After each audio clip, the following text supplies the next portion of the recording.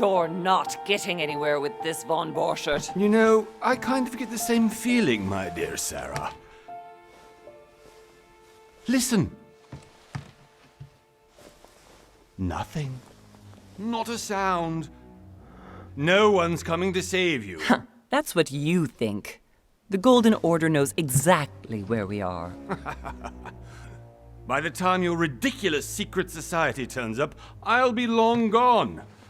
As for you, nothing will remain of your body. If you touch a single hair on my mother's head, I'll skin you alive. You know, Louis, I have no intention of beating your dear mother. There are more persuasive ways of making you talk. You've stolen something from me that I intend to get back. Where have you hidden it? Von Borchert, you can't sell that book on the black market anymore. This is finished. We know you're planning on selling at one of Lord Mortimer's parties. All right? Just tell us who the buyer is and we can make a deal. You've no idea of the trouble you've gotten yourselves into.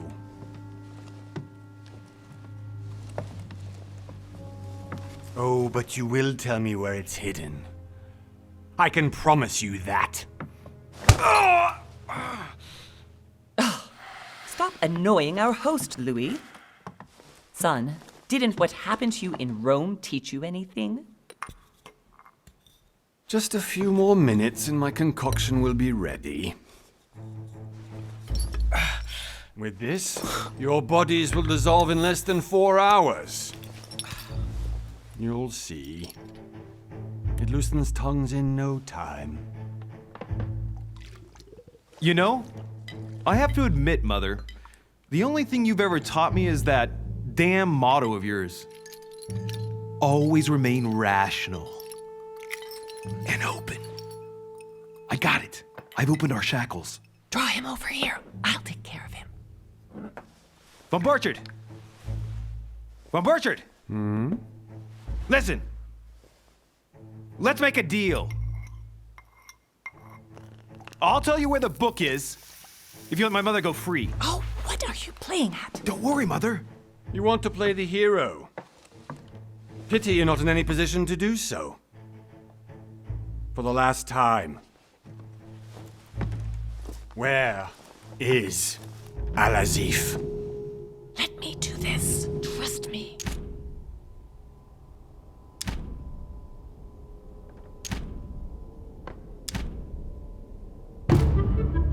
Please, be my guest, Mother.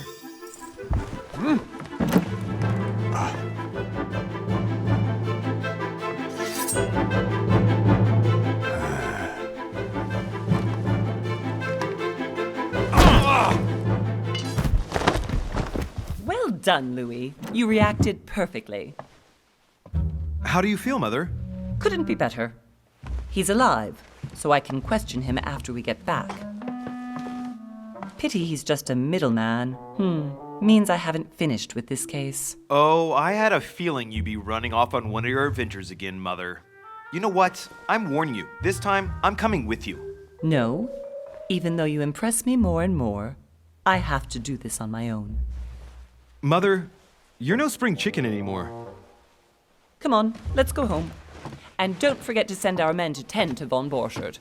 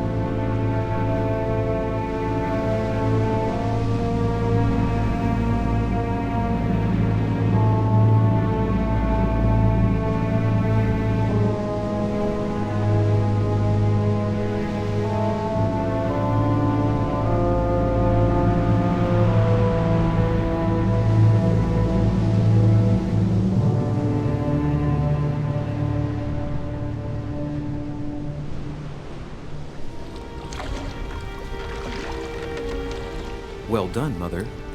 You just had to pick up Von Berchardt's trail on your own, didn't you? You ditched me in Paris with no explanation, and off you go to infiltrate one of the world-renowned receptions of this Lord Mortimer? And now he writes me to say that you've gone missing on his private island? Which, by the way, looks more like a big rock than a paradise island.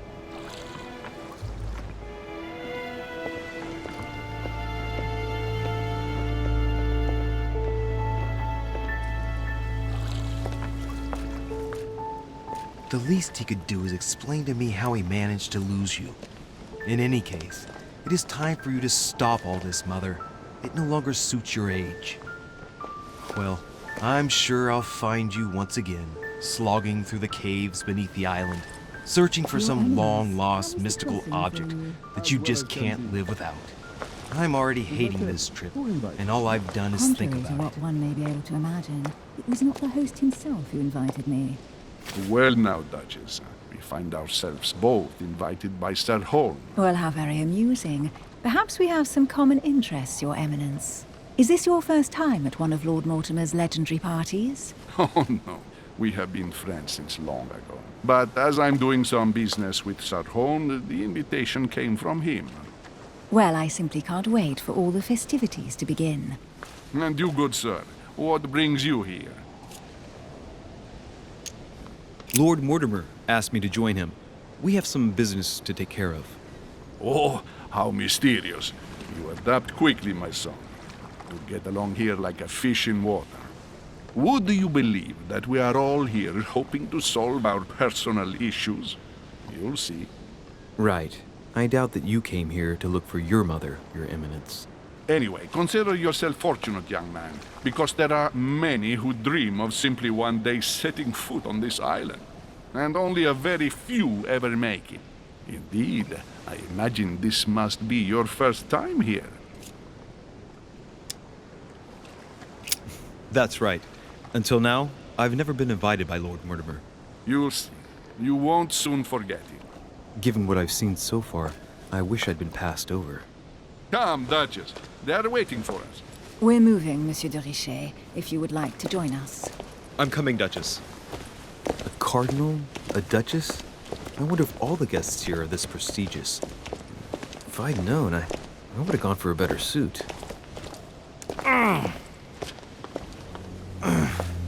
Are you all right?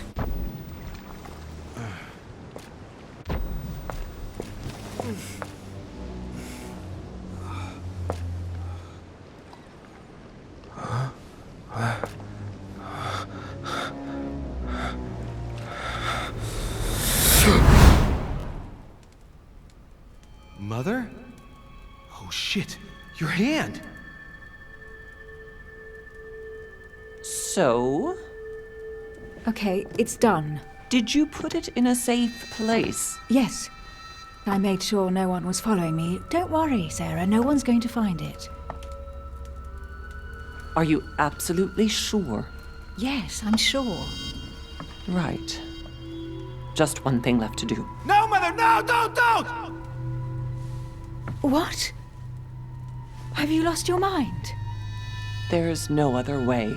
If you kill me, you won't find it. That is the point, my dear. No one must ever put their hands on it again. No. But I trusted you. No, Sarah. Don't. No. No! You can run if you want to, Sarah, but you will pay when you're done.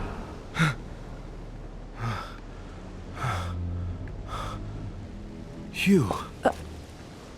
Louis, are you all right? What's going on? Here, take this. I'm sorry. Keep it. Are you better? I'm fine. Don't worry. It's getting late. Why don't you go on ahead and I'll catch up with you, okay? Are you sure? Yes! I'm sorry. I'm sure, yes. Fine.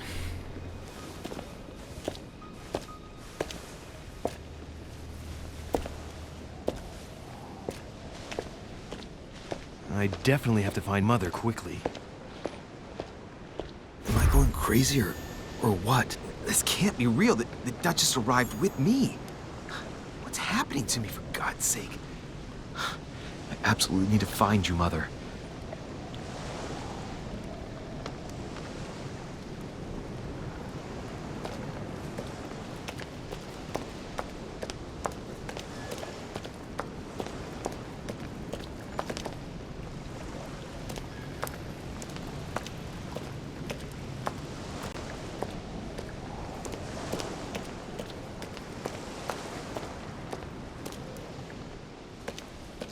Louis, during the trip, I had something I wanted to ask you, but we didn't happen to run into each other. Yes, Duchess?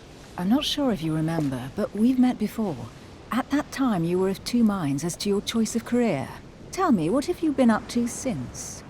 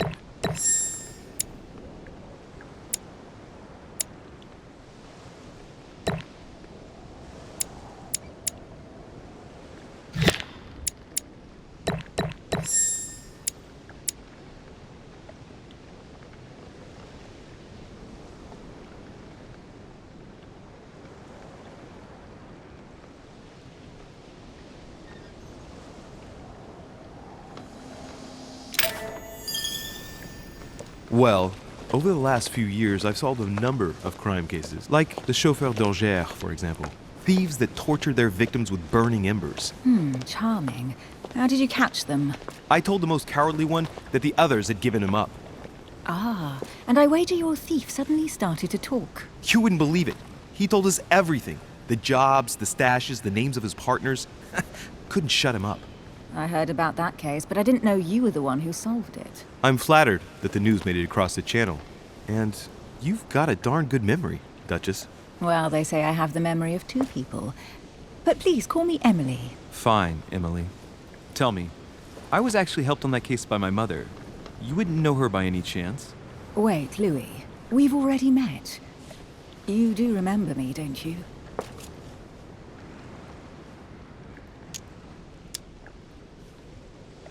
How could I forget a woman such as yourself? A woman such as me? What a sweet talker you are. Remind me of how we met?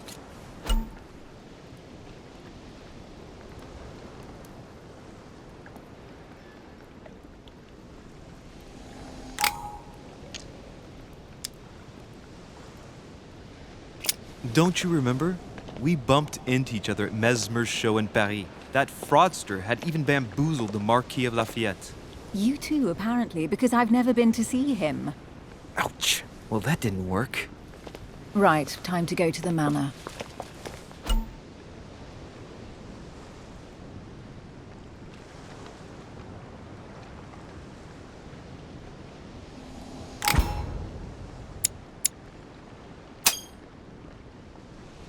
I ask her a question, she answers with another. Is she playing with me?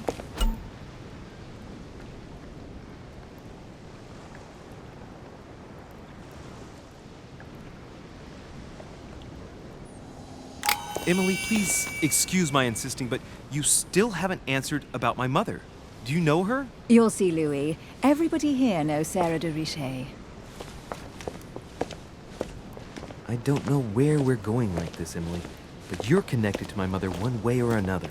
And if I can believe my vision, you don't have much of a place in her heart.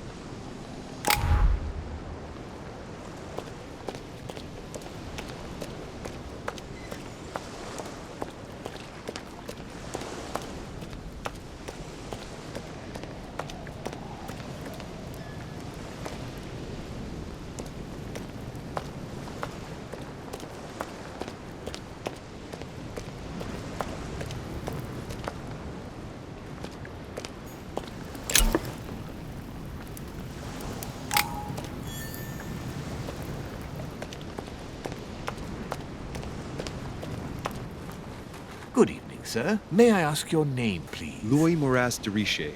Monsieur de Richet. Delighted to welcome you among us, sir. You must be Sarah de Richet's son. I must tell you we are doing our utmost to find your mother as quickly as possible. What can you tell me about the disappearance of my mother? 2 weeks have passed since Sir's mother went missing. All the staff here have since been busy searching every nook and cranny of the island. But Sir may rest assured, we shouldn't be long in finding her. And just what have you found so far? It would seem that Sir's mother may be hiding on the island and regularly changing her location.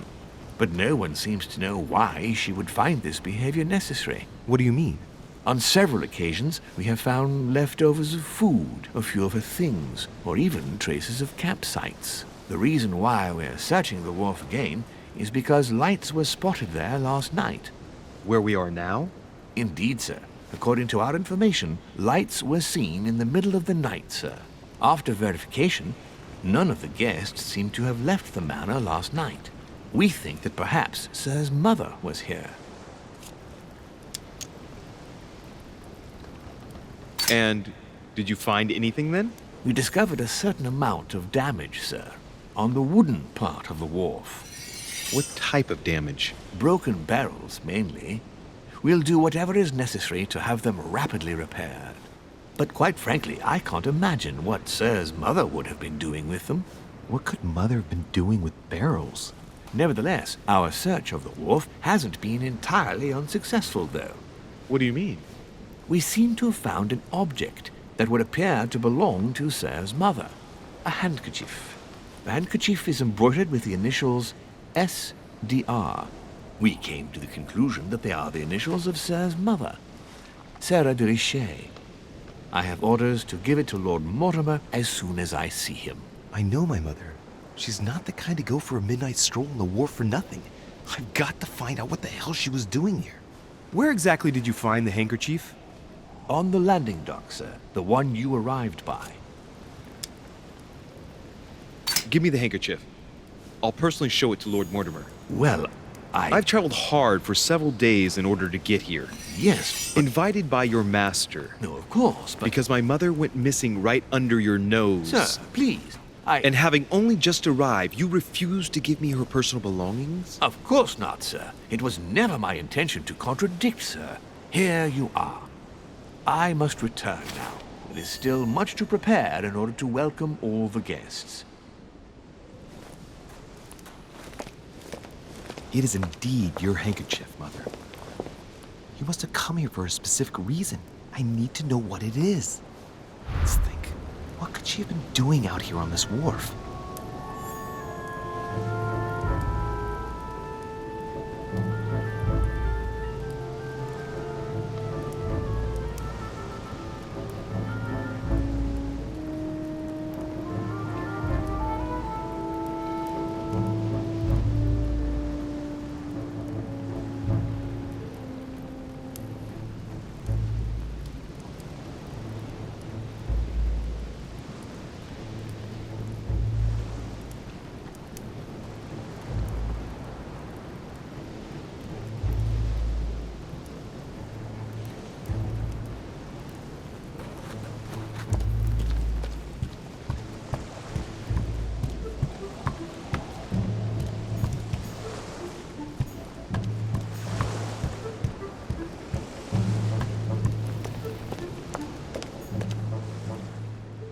Must be an incredible view from up there.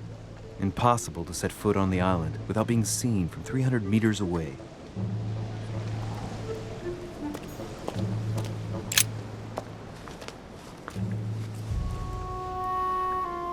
Looks like a bar from an old gate. This miserable old bar has been broken fairly recently. The edges are still clean, and the tip is blackened. Without analysis to the contrary, I put my money on cannon powder. This might just come in handy.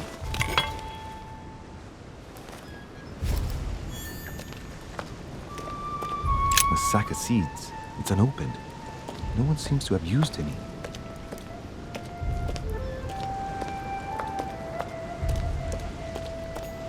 Some rope. Apparently no one's touched it for a good long time.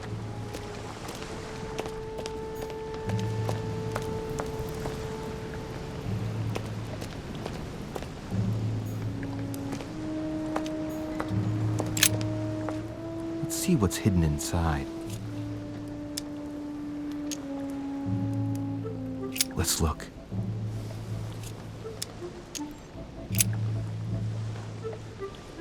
It's too badly written, I can't make out the address.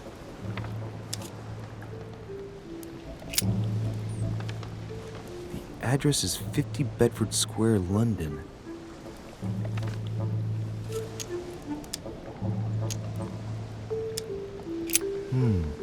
A letter written in an Oriental language. I haven't the slightest idea what it says.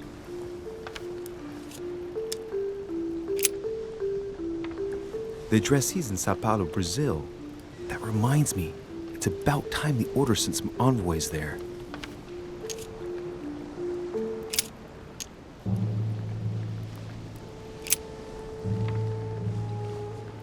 Probably a Dutchman.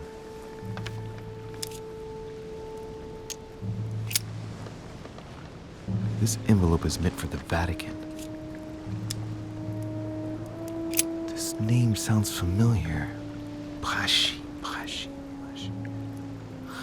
No, can't seem to place it.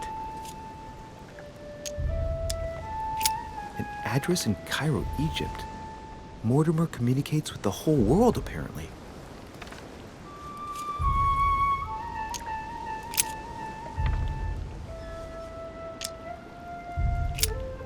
Nope, doesn't ring a bell.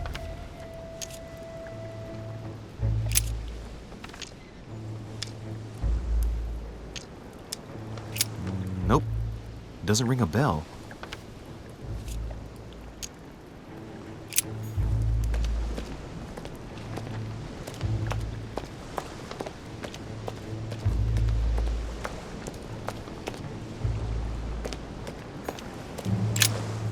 Let's see what's hidden inside.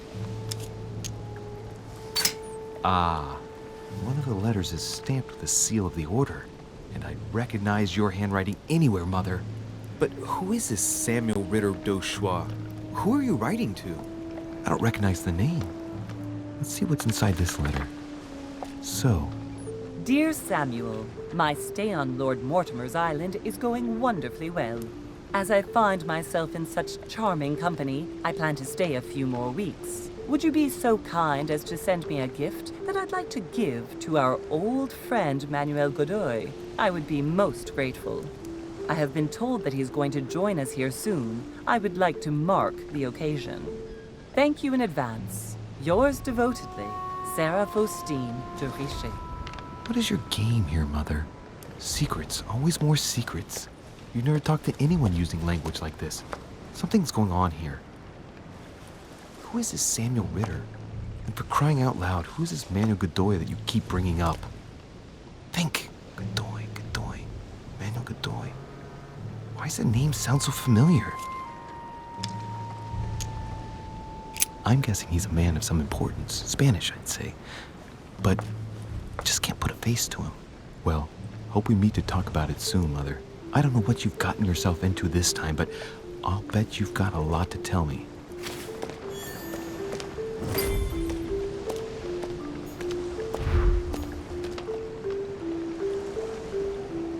A lantern. Nothing special.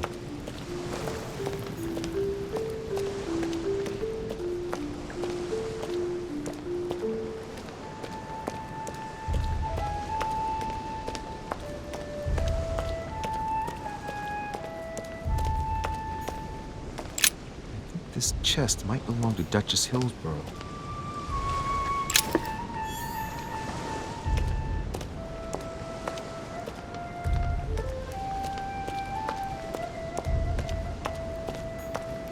Looks like the barrel's been broken for quite some time.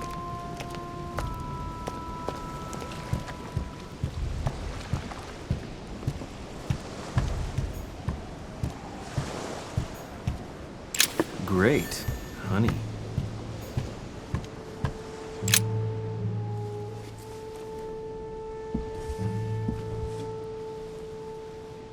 Hey, there's something not right about this floorboard. It's different from the rest. Somebody replaced it recently, but looks like it's fixed pretty solidly in place.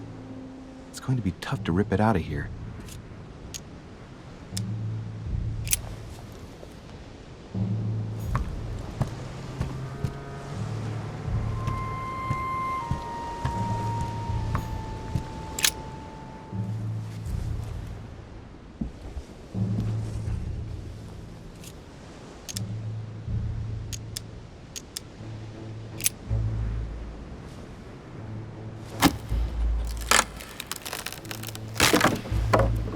That does it. Let's see what's hidden inside. There's a book and also a bag. The Mysterium Cosmographicum. I know that book well. Mother used to read passages from it to me all the time. And judging from what I can see, it's the same one as hers. For crying out loud, what's happened to you, Mother?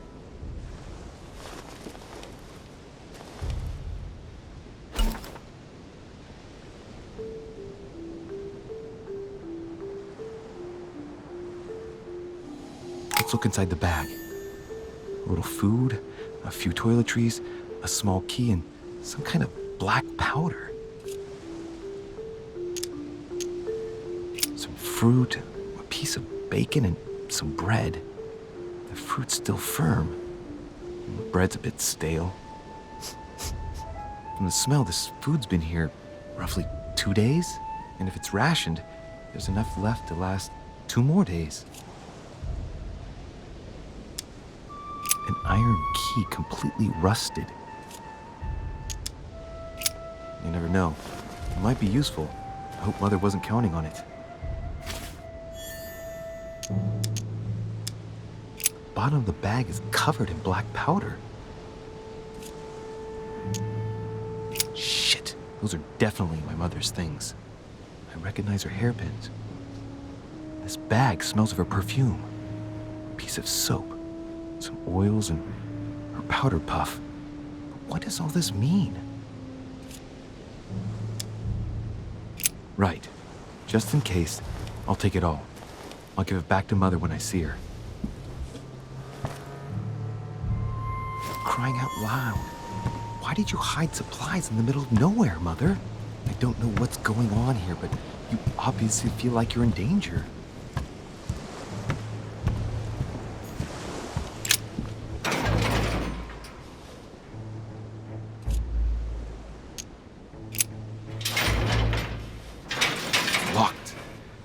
Get it open barehanded.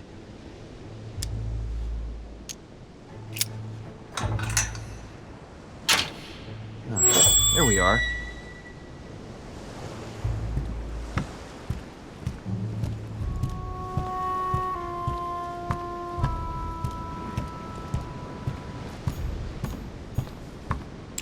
This looks like a pistol case, but it's empty. I don't know if this has anything to do with you, Mother, but if it does, at least now you're armed. Just like in my vision. And none of it's telling me anything useful. Honey, I couldn't have hoped for better. This wharf is used as storage for a lot of barrels. Uh-huh. What have we here? It's cannon powder. It's unusable now. I don't know what the person who left this barrel like this had in mind, but it's a waste. So, let's go through this. My mother's been hiding pieces of bread between the rotten boards of a wharf in the middle of the night. That's not normal. And if that weren't enough, looks now like she's armed. Meanwhile, she also takes the time to send out letters, reassuring whoever might be interested that she's having a fabulous time here. So odd. So very odd. And that's not even all I've noticed. But maybe I ought to move on to the manor now. They'll be waiting for me. At least I hope so.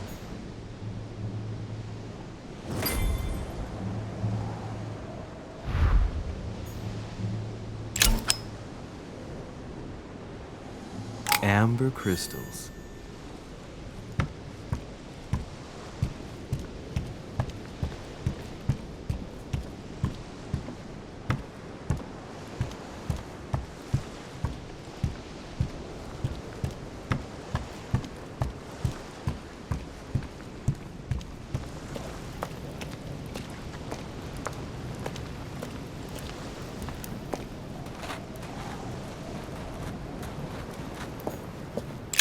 Latin inscription.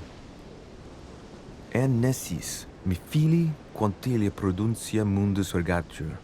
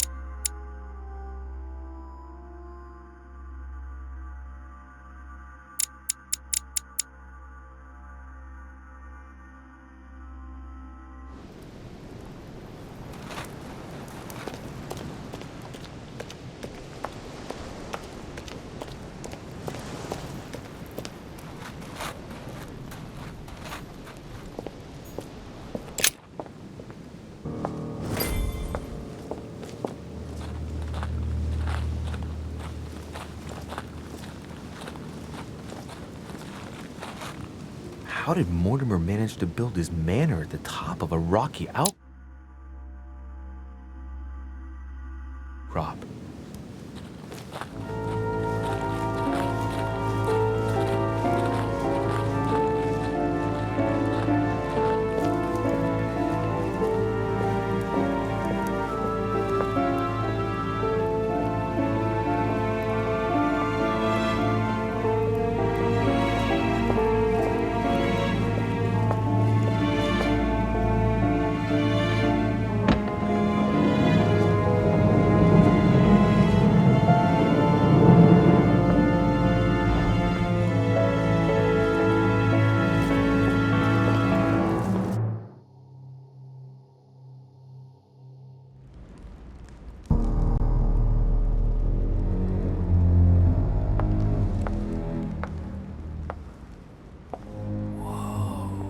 Impressive. Ah, my son, I was looking for you. What can I do for you, Your Eminence? I wanted to ask you. You are the son of Louis de Richet, aren't you? You see, your mother and I were supposed to meet here on this very spot. I was supposed to hand her a very important envelope. But I haven't seen her. If only Mother had told me why she was coming here. Anyway, I ought to take the envelope. It might have something to do with her disappearance. Listen, if it will help, you can always give it to me.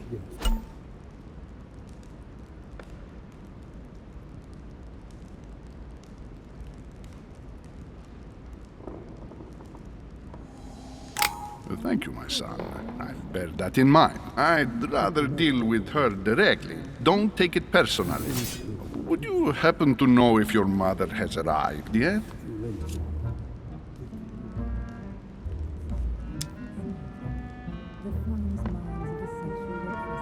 Certainly, Your Eminence. Mother got here some time ago. I was hoping to find her when I arrived, but given the hour, she must be asleep by now. Right. I shall see her tomorrow, then. By the way, Your Eminence, I wasn't aware you knew my mother. Ah, if you only knew, my son. I hold your mother in the highest regard. She has rendered great service to the church, and her help is invaluable. I hope that you will follow in her footsteps. If only she had told me where she was headed. Nonetheless, our exchanges have always been discreet, and I should like them to remain as such. If your mother wishes to speak to you about us one day, I will not mind if she does so. That is very commendable. But since we work together on a daily basis, it's surely just an oversight. Most certainly. You said you work together. What do you do exactly?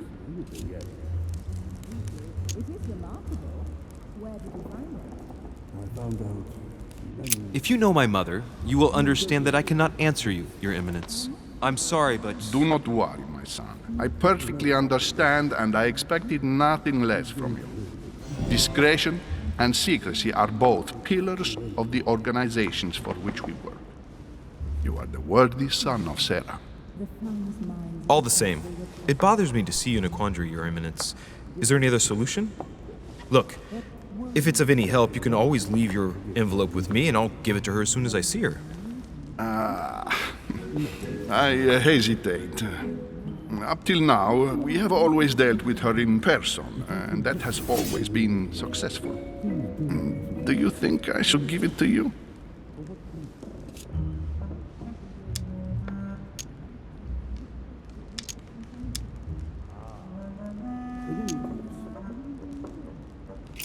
Don't worry, Your Eminence. Your secret is safe with me. You know my mother's reputation. As her son, I will defend the de Richet's word with the same fervor. I would expect nothing less. Listen to me, my child. If I give you the letter, can you promise me before God that no one other than your mother will read it?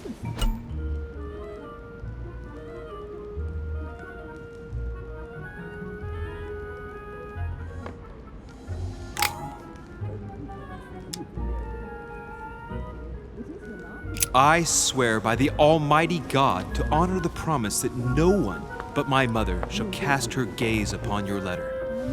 Good. Listen, let's stop there. I'm going to tell you a secret, Monsieur de Richet.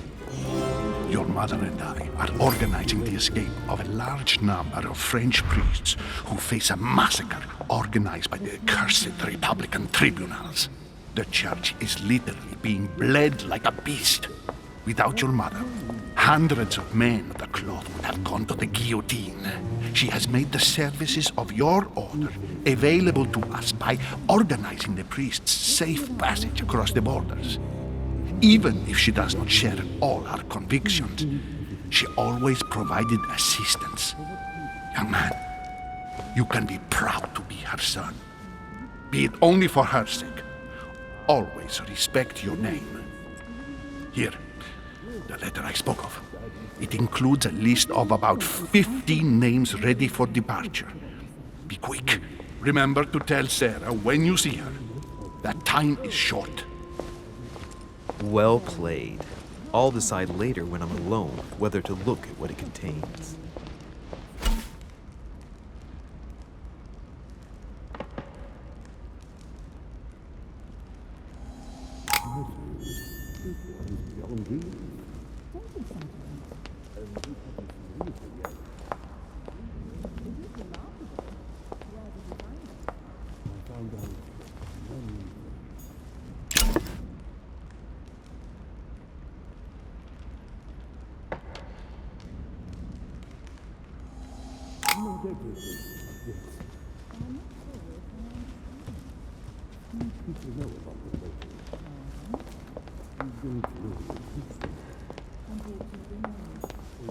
Blind Oedipus. Blinded himself. What a tragic destiny. Fall of the Damned by Rubens. The man who cannot achieve the salvation of God the Father is offered to fall into the depths of the abyss.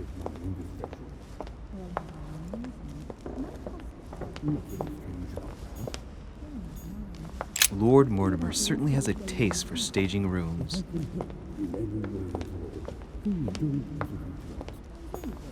Saturn devouring his son.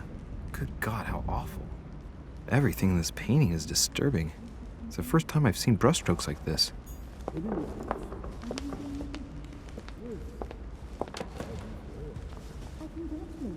Crucifixion of St. Peter. He was crucified upside down, out of humility. Surprising for an entrance hall.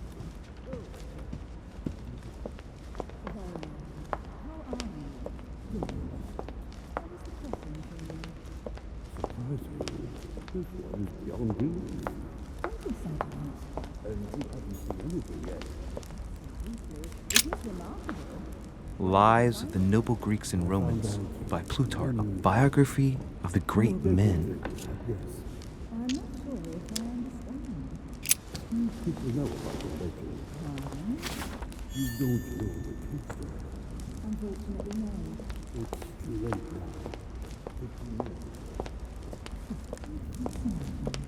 The sun is mine. I thought my chimney was big, but this one is beyond belief. It's the least one can say. I've been longing for a warm fire for ages.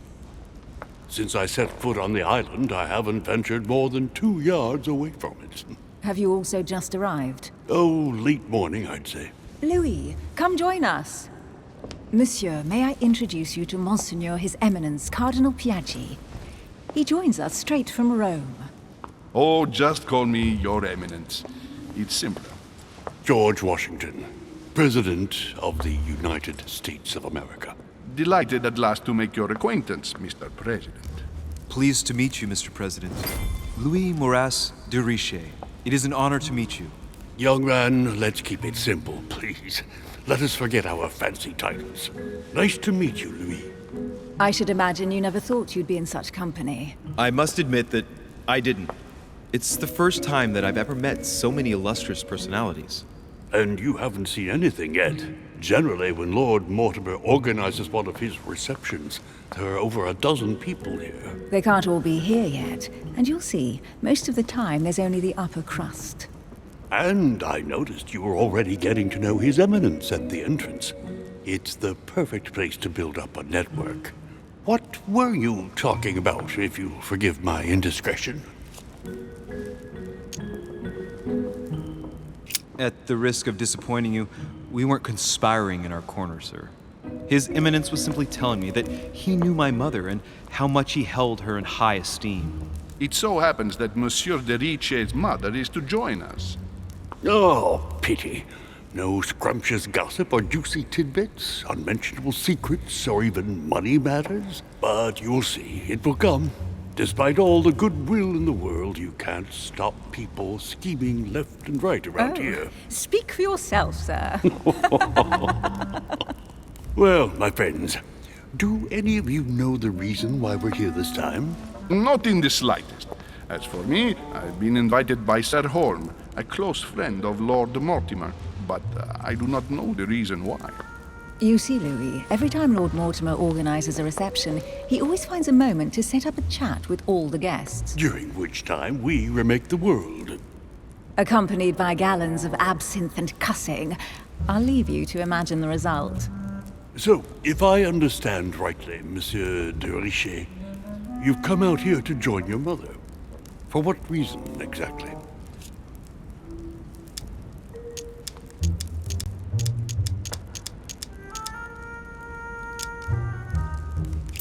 Lord Mortimer asked me to drop everything and come find my mother, who seems to have disappeared during her stay here. I took the first boat, and here I am. I'm so sorry. Don't be, sir. It's not your fault. Seriously, though, I know your mother well. Stay behind with me afterwards, and we'll take a moment to speak about her.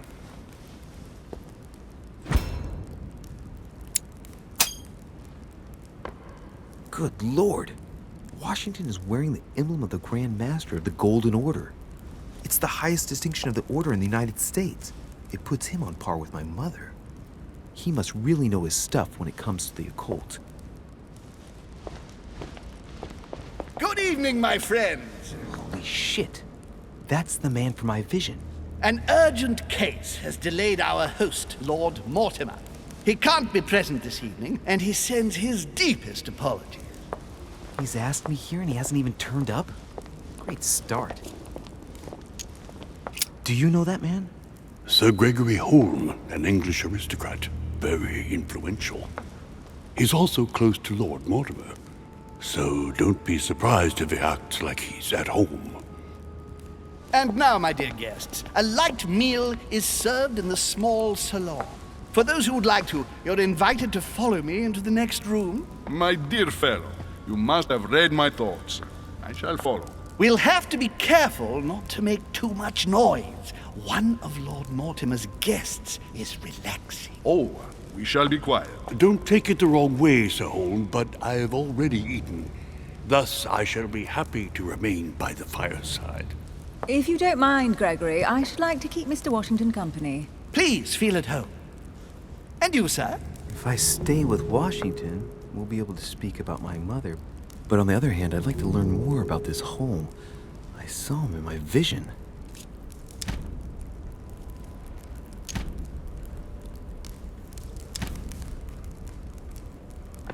Let's see what Washington has to say.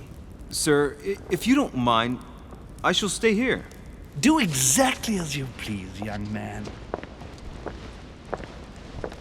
Louis, thank you for staying. Just like you, when I arrived this morning, I found out that Sarah had gone missing. I know your mother well. Don't worry. Emily is from the English branch of the Golden Order. And President Washington is in fact the leader of the Order in the United States. I didn't know. Sorry to have made you wait, but I didn't want to speak in front of the others. You did well. Secrecy and discretion are the pillars of our organization. If I can help in any way at all, please don't hesitate to ask, my lad. And if you have any other questions, now's the time.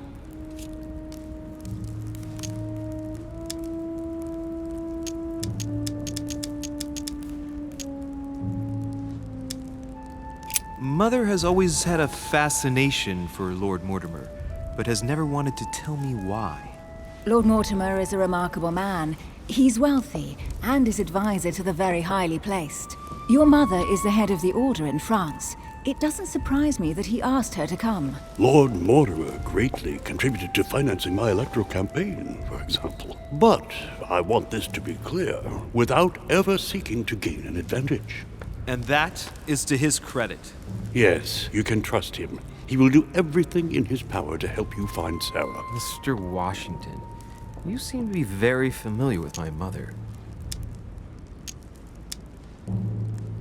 Where did you first meet her? I met Sarah during the War of Independence on American soil. She was introduced to me by a mutual acquaintance, and I must say that her sound advice prevented me from making some terrible mistakes. She may not be a soldier, but believe me, she deserves a statue as much as Lafayette does. Well, I didn't see that one coming.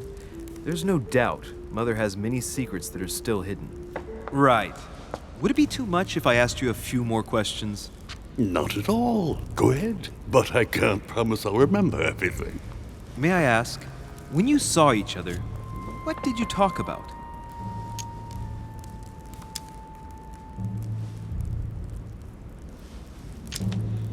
My mother has always been fascinated by strange powers. Did she talk to you about anything like that? Yes. Her facility for discerning truths from rumor served me well. Such as preventing massacres, like the one at Salem, from happening again. Or convincing people that horsemen cannot ride around without heads. What was it that she used to say now? Keep an open and logical mind? Yes, that's it. Thank you, sir. I was hoping to speak with Lord Mortimer. At least now I have some information, thanks to you. I repeat, Lord Mortimer is a man of his word. You won't be disappointed. And I am persuaded that your mother's research is his main concern. Mother still is at the head of the Golden Order. I find it difficult to believe that she came to this island without notifying the other members.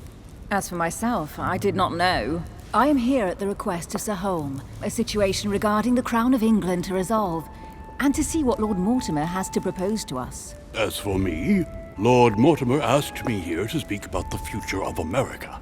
I did not know that your mother would even be among us. In any case, no one has yet mentioned associating the Order. We haven't found many clues yet.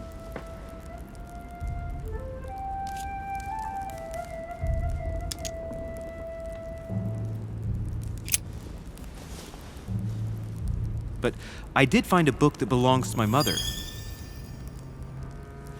Where did you find it? That's what worries me. I found it hidden on the wharf. Do you think she was preparing to discreetly leave? I don't know. An extremely likely proposition. I'll believe it when I see it. Don't worry, Louis. I'm sure nothing bad has happened to her. Yes, I hope not.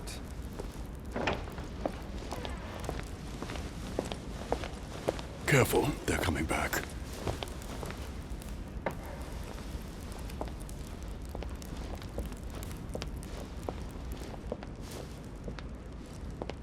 Well, I am impressed with all this splendor. But don't spend too much time with Mr. Washington, my dear, or you'll lose your pretty accent.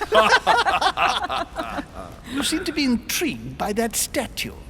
Absolutely. It is remarkable. Lord Mortimer is fond of atypical works of art. I won't disguise the fact that I find it all a little megalomaniacal. But I must say, he does have some outstanding pieces. Sir Holm, who was that young lady with you? Elizabeth Adams, Mr. President. She would have liked to have stayed with us, but the poor thing is exhausted. Elizabeth Adams?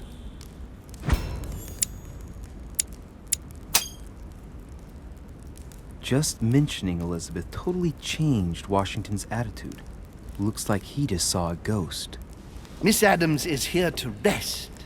You have perhaps already come across her in the corridors. She arrived a few days ago. I perceived her, but we weren't introduced. Rest assured, she is not here for the same reasons as yourselves. Consequently, I'm counting on your indulgence.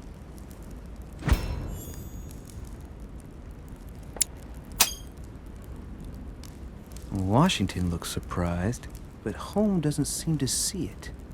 I wonder if he's being polite or if he really doesn't see his discomfort. On that note, it's very late. You must be exhausted. The servant will accompany you to your rooms.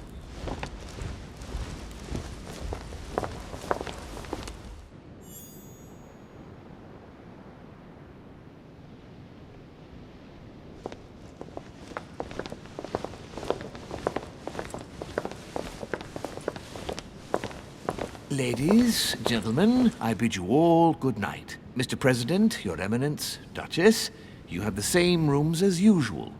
You, Monsieur de Richet, will find your room at the end of the corridor. Well, my friends, I am bone tired. I am off to my bed.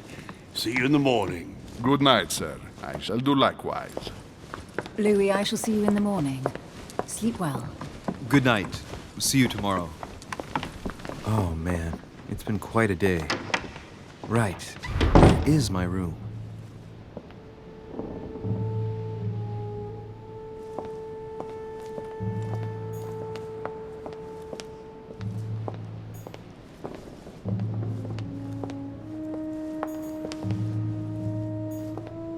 Duchess Emily Hillsborough.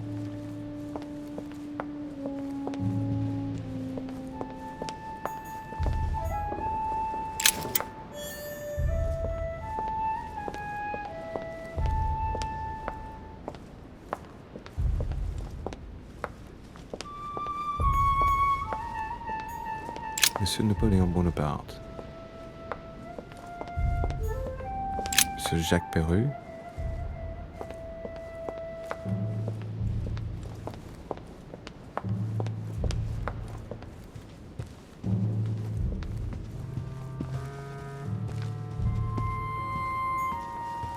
A few leaves out of an old encyclopedia.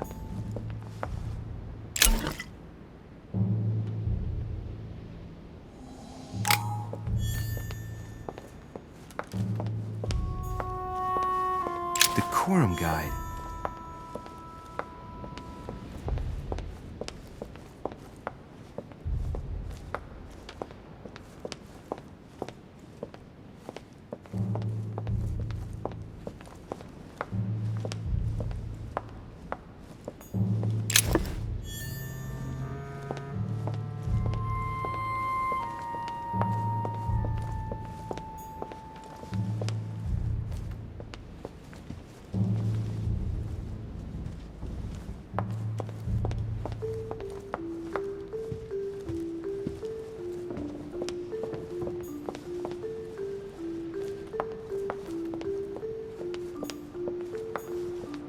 Monsieur Johann van Volner.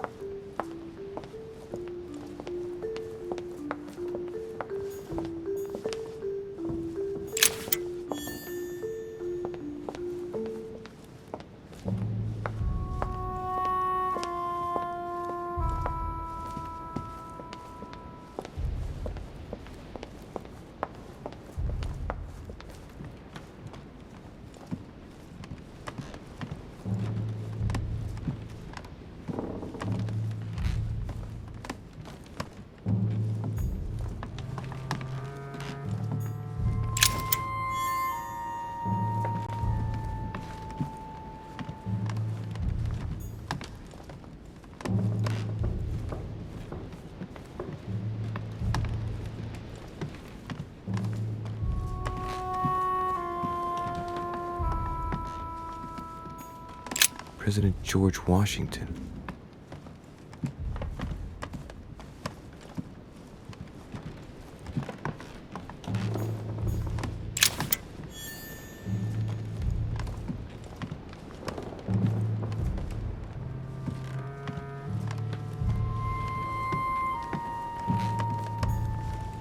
Honey, I couldn't have hoped for better.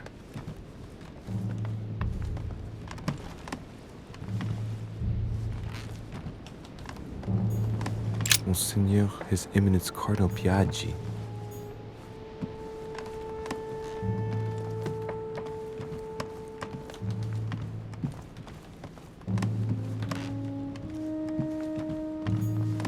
Duke Manuel Godoy.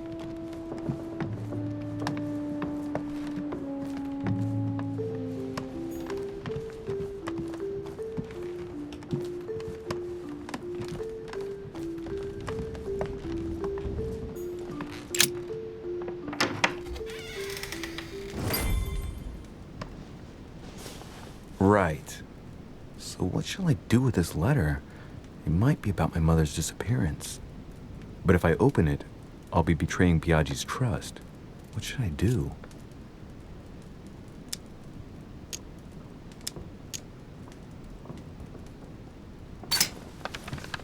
So, it really is a list of French countrymen. Piaggi wasn't lying. Wow! Nice room. Mortimer sure doesn't do things halfway.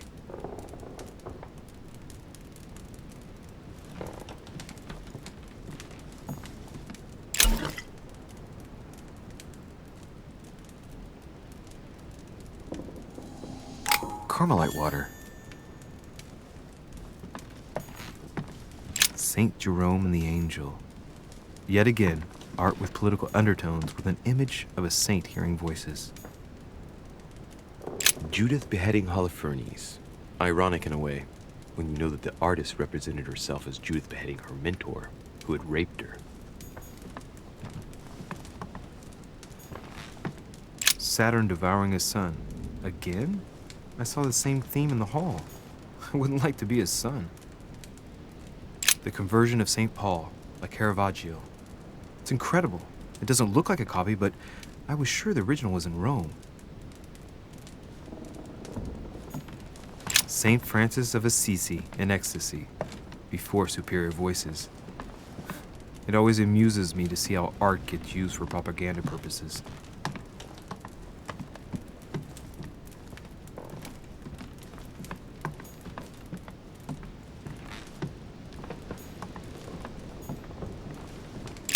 Inferno by Dante. Abandon hope, all ye who enter here. Lovely lectures Mortimer's giving to his guests. Very jolly. Golden elixir.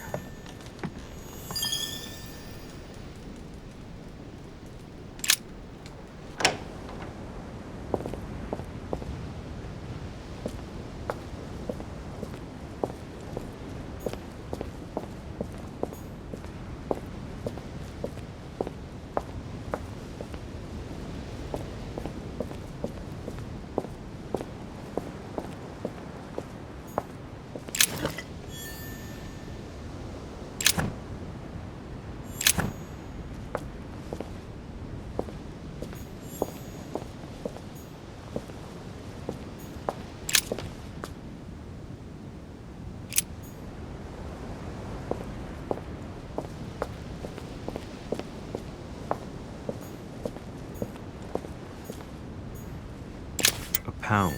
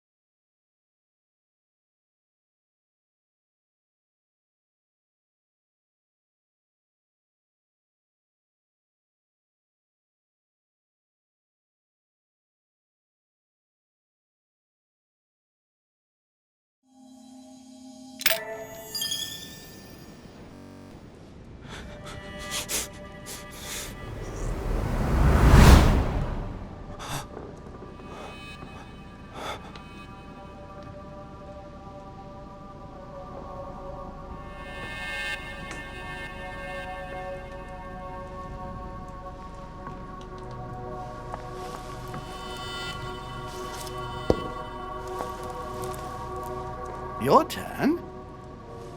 The servants are not very efficient. De Richet can't be far away. They'll find her soon. Their search time is restricted, given that they must keep an eye on Adams. I can take care of her, you know. Yes. Well, in any case, I do thank you for bringing her to the island. From what I've understood, the search of de Richet's room hasn't turned up any results. Not yet, no.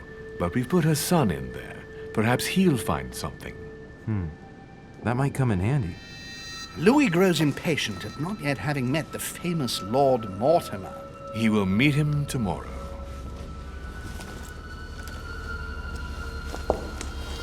Oh, what a pity to lose a knight at the start of the game. Are you waiting for someone? A young French soldier. During our game of chess? Don't worry, Gregory. The game won't disappear. I'll have one of my men escort you back. Don't trouble yourself. I know my way out. Ah, good evening, gentlemen. Please forgive me for this late hour. It is never too late, and we have much to discuss. One last move?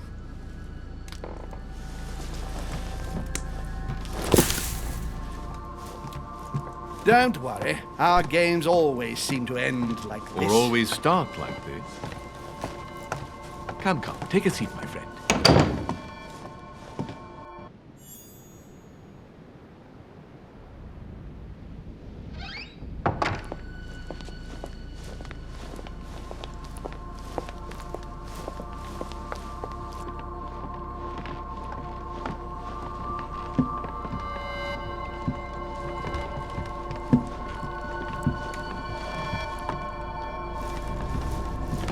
A little nighttime stroll, Mr. President? There's nothing like it for a good night's sleep.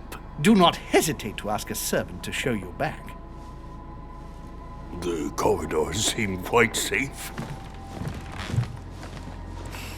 Peppermint, lime flower, and valerian. My miracle remedy when one can't get to sleep. A very good night to you, Mr. President. Thank you. And to you too, sir.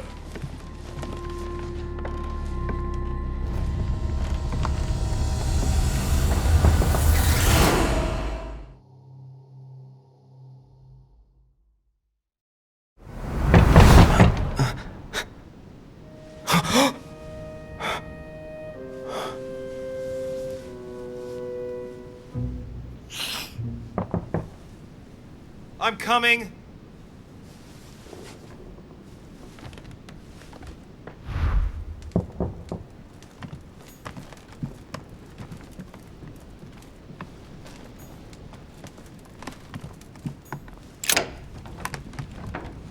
Excuse me, am I bothering you? No, not in the least. Is something wrong? I'm going to need your help. Do you remember the young lady we spoke of in the hall? Elizabeth Adams. Home introduced her to us. Yes. Well, she is the daughter of my friend, the Vice President, John Adams. But she is supposed to be dead. Yeah, that's bizarre. Fair enough. Good heavens! I was present at her funeral. It is disturbing indeed. Yes. I need to make sure it's her. That's where you come in. I want you to distract Elizabeth while I search her room.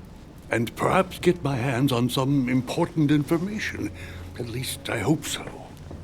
Elizabeth is in the small salon. If you hurry, you can still catch her. I just need 10 minutes. But if my vision is true, there are two men nearby discussing very important issues, and one of them looks much like Mortimer. Washington is very kind, but I came to this island for my mother, not for his ghost stories.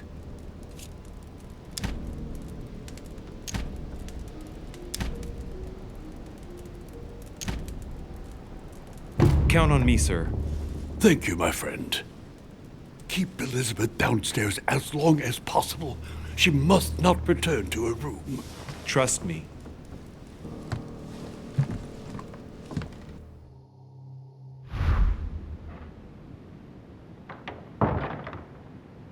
According to Washington, Lady Adams is in the small salon. I better hurry.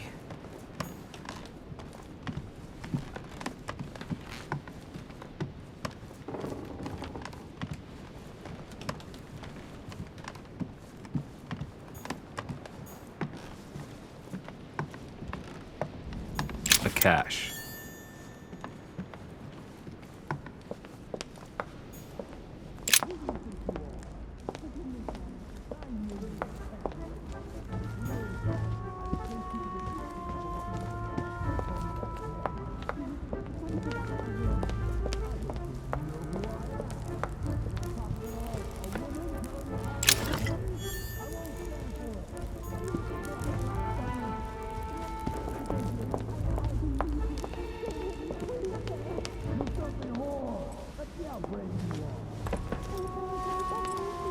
My son. Oh, you are a godsend. What's the matter, Your Eminence? I believe Miss Adams may be in danger. What do you mean? Do you hear that? She is being manhandled in the small salon. By whom? I don't know exactly. A thug, a Frenchman, it seems. By the cut of his cloth, I'd say he's a member of the French Revolutionary Government. You should do something, my son.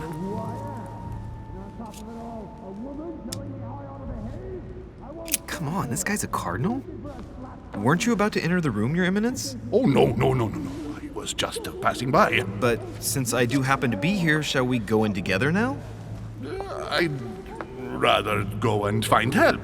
It's safer. Oh, let's see. It's always the same ones who get dumped in it. Thank you, my son. May God watch over you.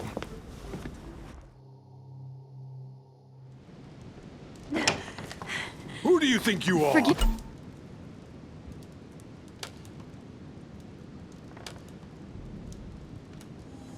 Me, sir. If we were in France, I'd have sent you to the guillotine for what you just said. Please, just let me go back to my room. Hey, you! Stay out of it! This is none of your business. I'm gonna teach this little slut how to behave. What the hell is going on? Huh? I don't think you know who I am. Stop. I beg you. I didn't mean to. Don't hit me, please, sir. Shit. If I step in, Adams might just run back to her room. And if I do nothing, yes, Washington will have enough time to search, but this girl's gonna suffer. Damn it, what should I do? Let her go! Huh? Stay out of it, boy! Shit. What are you playing at? I told you to mind your own business, boy! If you think you can side with this whore and then just walk away, you're out of your mind. Give me one good reason not to knock you down.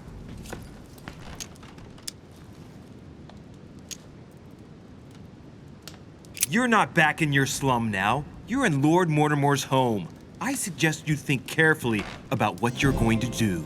Don't think you're getting away with it that easily. I'm sick of all these toffs. If we were in Paris, I'd send you all to the guillotine. And on top of it all, a woman telling me how I ought to behave? I won't stand for it. Oh, okay. Wait a minute. What? Don't tell me you're gonna defend these harlots.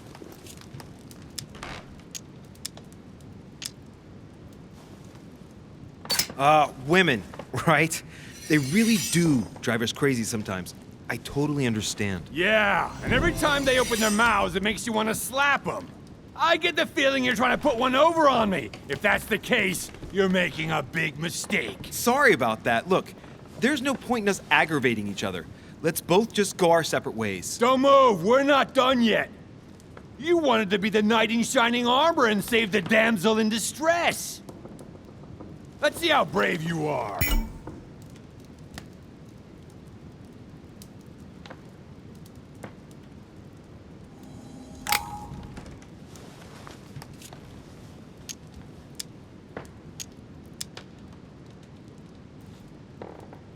Think about it.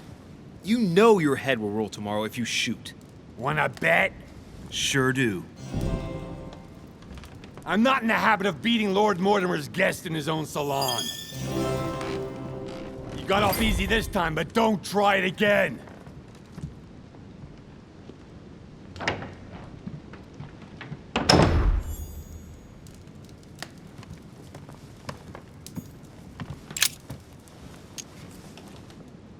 The brooch Elizabeth was wearing. Huh. She was so frightened she was unaware that she'd lost it. Yeah, well, it didn't seem to do her much good.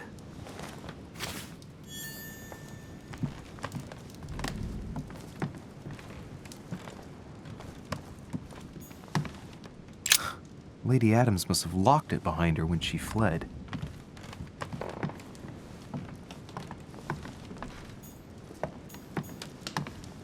Hey, these look like pages taken from an ancient encyclopedia. Chronicles of the Amber Princes. As I recall, Dorkin was my favorite character.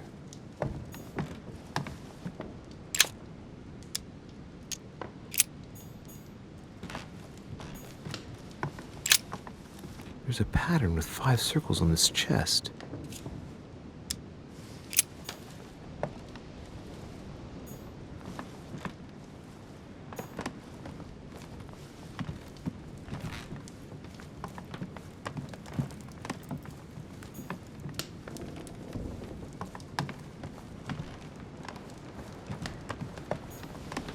Great, honey.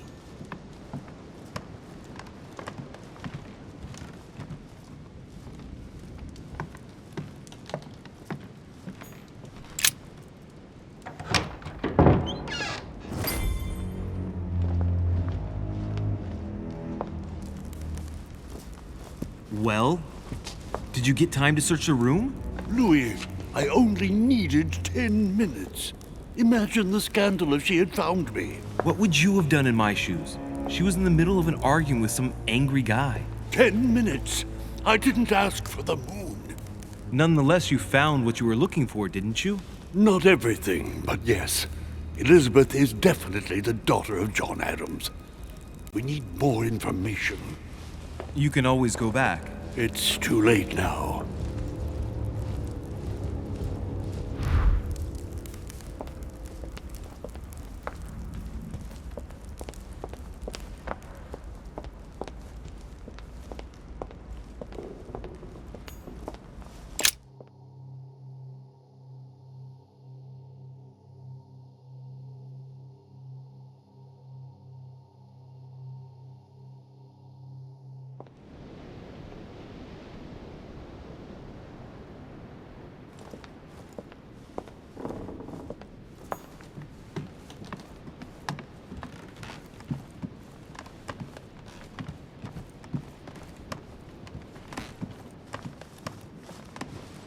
Your Eminence, what are you doing here? I was worried about you, my son. How did it go with Miss Adams? Don't worry about that anymore, Your Eminence. I had to step in, but everything's under control. What an adventure, my son. I am relieved to hear it. You acted as a good Christian. In these troubled times, we need more men of your caliber. It's nothing, Your Eminence. I did what I had to do. Well, you did the opposite. Good. Well, thanks for the news. My son, I have another problem. I wanted to speak to you about something important. Do you still have my letter on you? The one I gave you in the hall? Why do you ask? I have a name to add to it. Here it is. Thank you, my son. Ah, I see that it's still sealed. I was right to put my trust in you, Louis. Now, give me 1 second, please. I can't imagine what would have happened if I hadn't added this name to the list. Please be sure to give this letter to Sarah the moment you see her. You can count on it. Have a good night.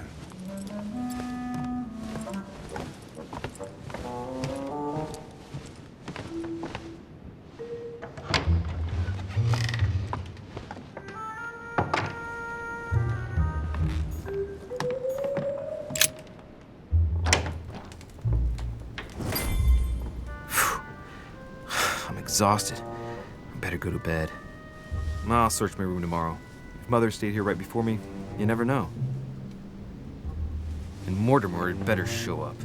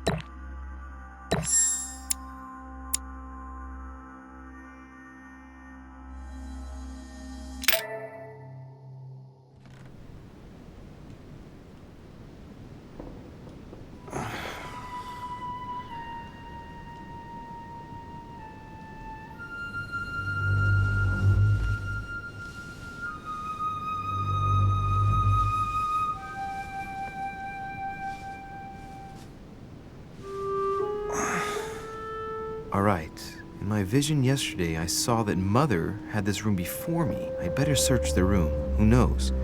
Maybe she left me something behind.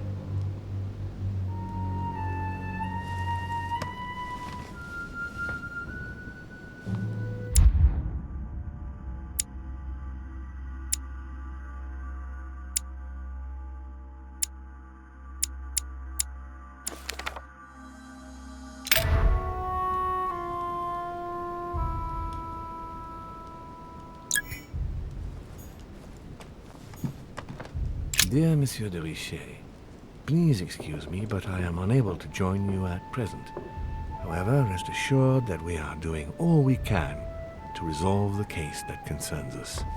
By the way, enclosed, you will find a key that will enable you to retrieve the personal effects your mother left behind. Yours faithfully, Lord William Mortimer.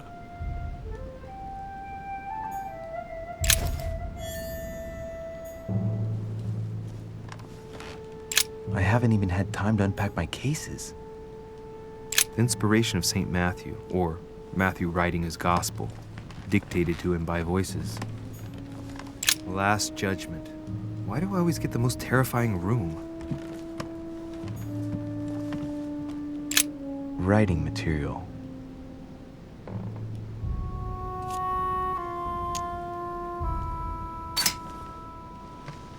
From From what I see, no ink's ever been used on this quill. The smell reminds me of something. It smells like lemon. That's odd.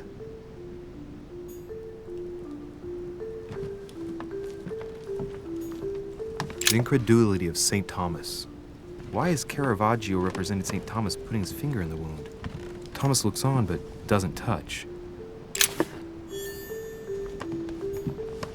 Nothing. The torture of Ixion, condemned by the gods to lose his mind because of his arrogance.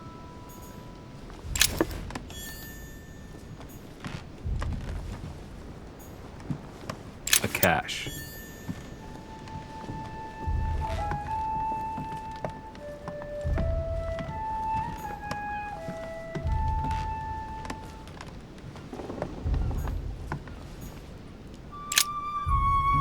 This bookcase is well stocked. Oh, this book has been put back the wrong way round.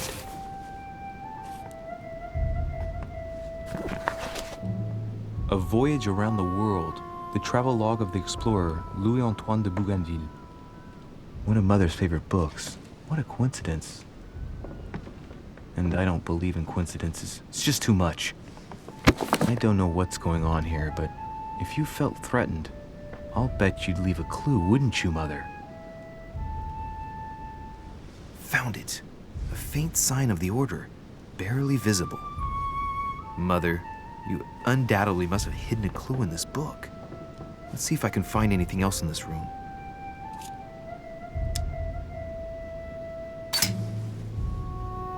The paper's rougher around the writing.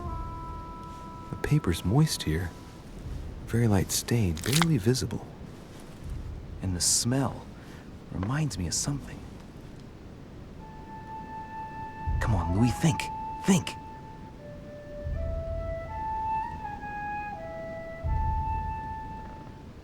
Let's recap. My mother was in this room. I found a rare edition of her favorite book. She must have left something behind. She applied a liquid to the book. She must have used the writing materials. The quill has been used, but not with regular ink. A message using invisible ink. I bet she used the lemon to leave a message. Now, how do I reveal the message?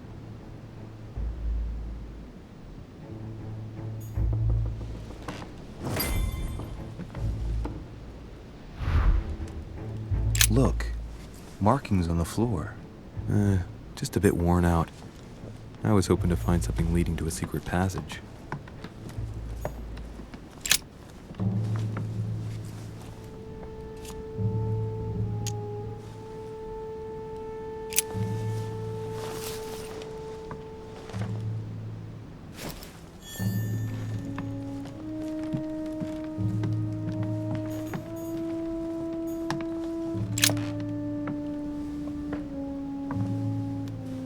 There's a circle around the lock here. Must be the trunk Mortimer was talking about.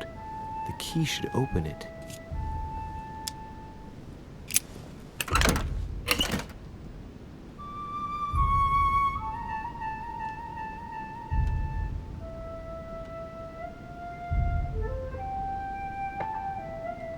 There's a note.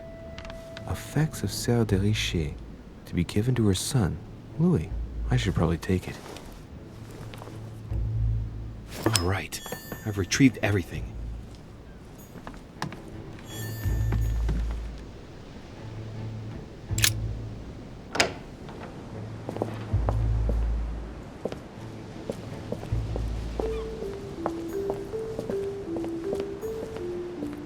A priest's robe, crosses. Must be Piaggi's room.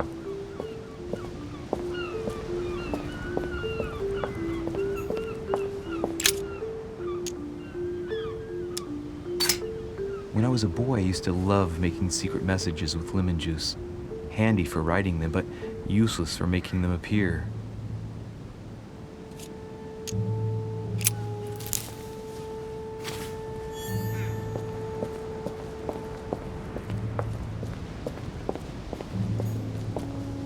This room looks unoccupied.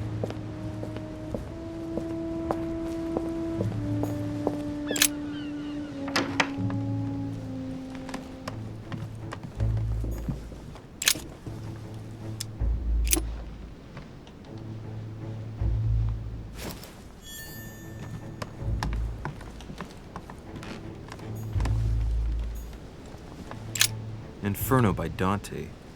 Abandon hope, all ye who enter here. Lovely lectures Mortimer's giving to his guests. Very jolly.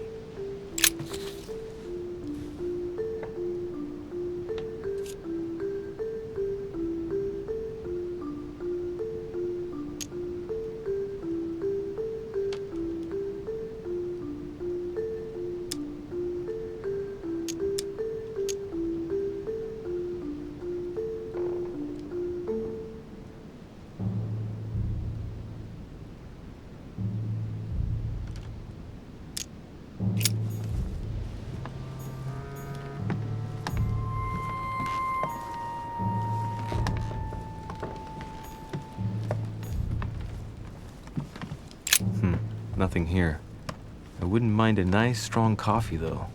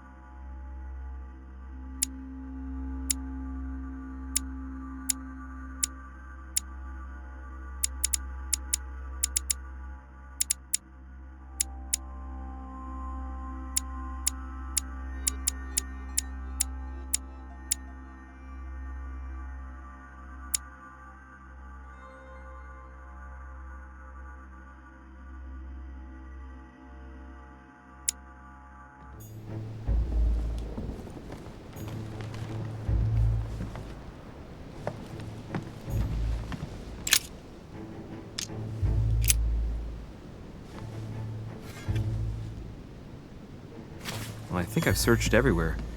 Maybe I should try it out on the book.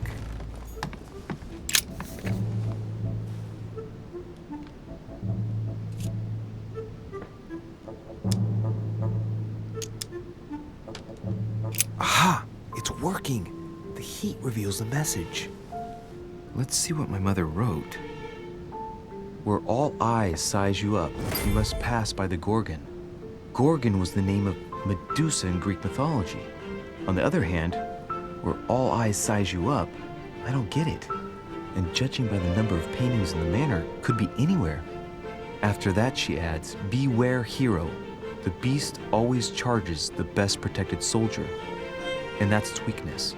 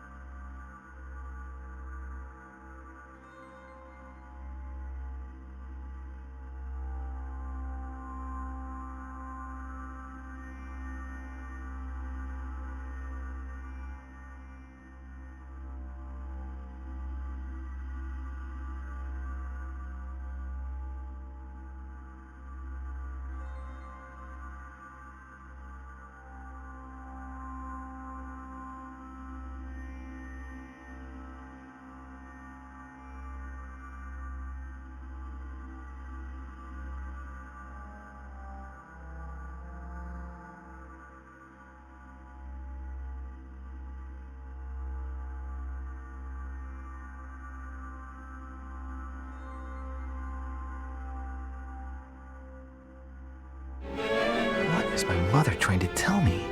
Since you've gone to so much trouble, you must not have only found something important, but You must have also felt like you were in great danger. Now I better hurry and find that damn Medusa.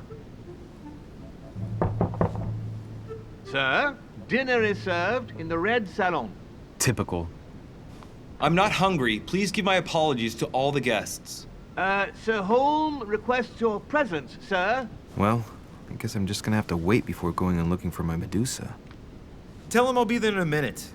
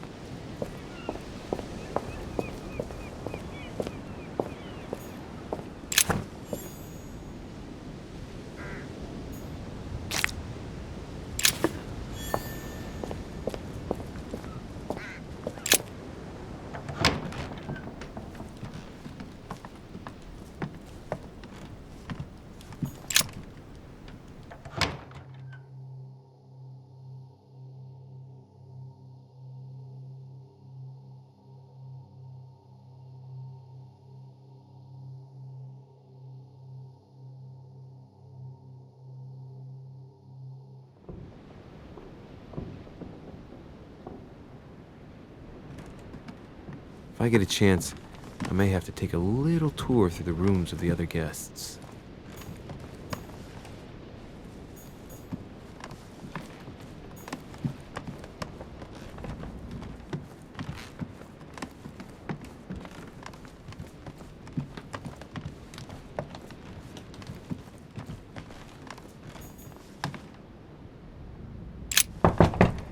Let no one disturb me. I'm busy. Too bad. I'll see him later.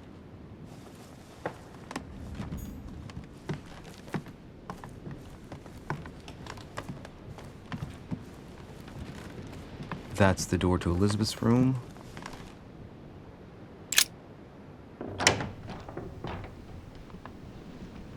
For God's sakes, what happened in here?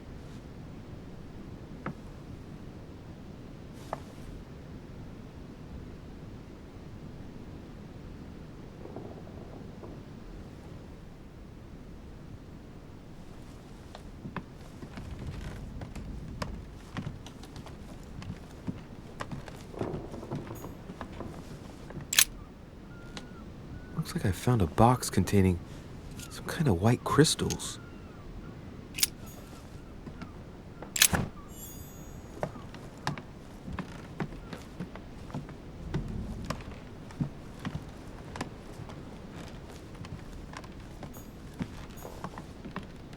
A novel of the initiation of a young woman into polite society.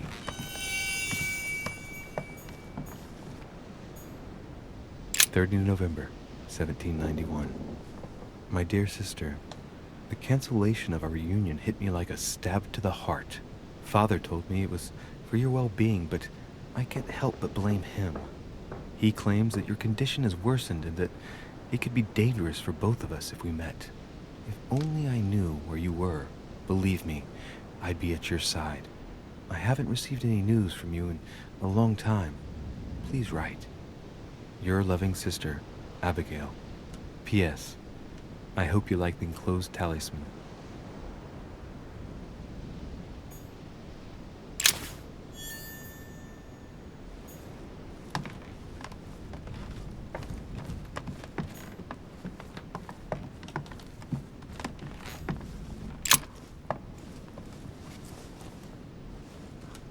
A chest with a half-circle pattern.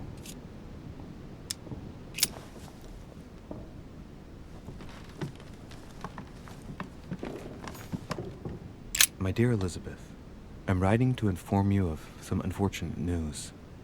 We won't be able to meet as planned on the first Sunday of May.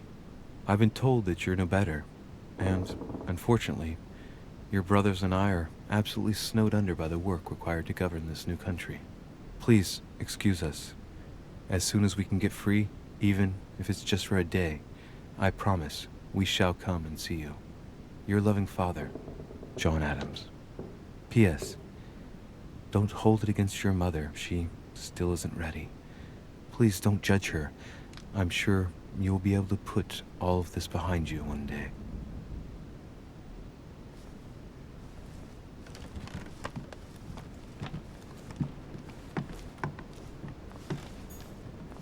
Carmelite water.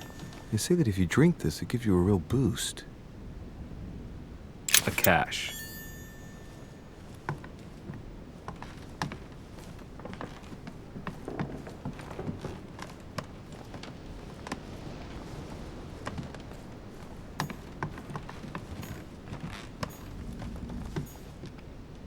August 24th, 1792. Elizabeth, I am driven to despair and doubt there is any point in writing to you. I'm not even sure you'll receive my letters. Father controls my correspondence more and more. I am certain he filters our exchanges. Thankfully, one of the chambermaids is able to help me get my letters to you, but they still remain unanswered. I often think about you and pray every day to be able to hold you tight. We have so much time to make up. I beg you, answer me, please. Your loving sister, Abigail. P.S. That horrible woman came again yesterday. She spent a long time speaking with Father. I didn't understand everything because they spoke in French, but I'm sure they were talking about you.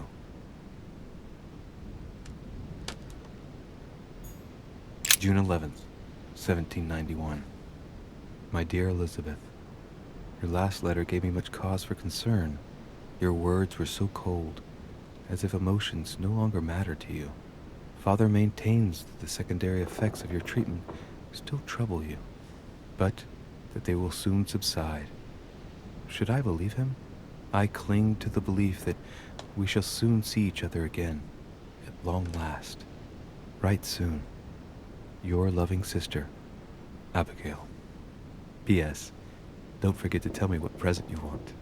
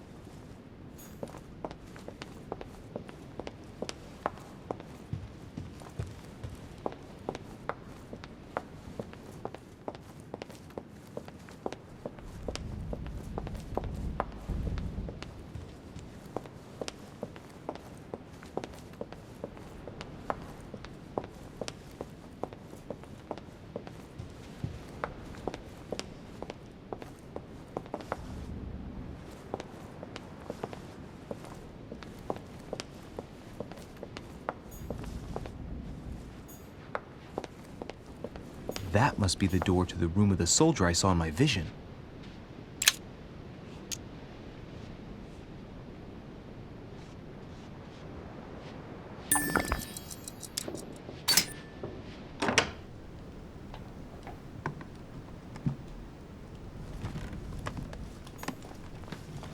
Devil's Thorn.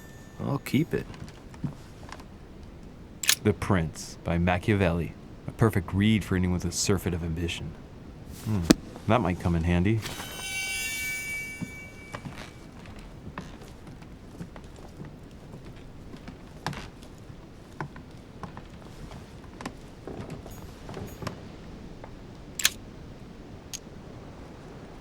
Carmelite water. They say that if you drink this, it gives you a real boost. It's a beautiful weapon. A Levi damask blade. It's marked with the initials of the manufacturer in Versailles. My dearest son, I'm writing to implore you to act quickly. The situation is rapidly worsening here. Paoli continues to steer our motherland, Corsica, toward open warfare between France and England. His men are everywhere. We are obliged to go into hiding and are unable to remain in the same place for more than 2 days. I wouldn't be surprised if they targeted us. Make haste, my son. You hold our destiny in your hands. Your loving mother, Maria Letizia Bonaparte.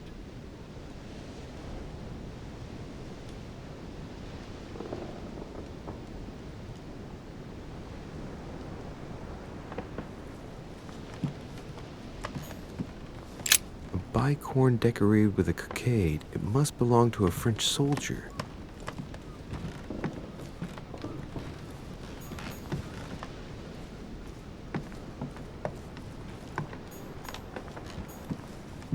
French actor Talma is Nero in Britannicus, the last emperor of the Caesar dynasty. Golden elixir. I'll keep it for later. Vercingetorix throws down his arms at the feet of Julius Caesar by Royer, two great army chiefs. My dear Napoleon, as previously agreed, I would like to ask you to join us in January on my island to participate in the high society meeting organized for the occasion. We shall be able to continue our discussion about our project for a new order for France.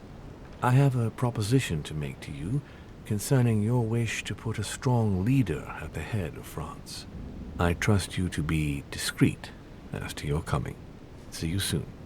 Lord William Mortimer.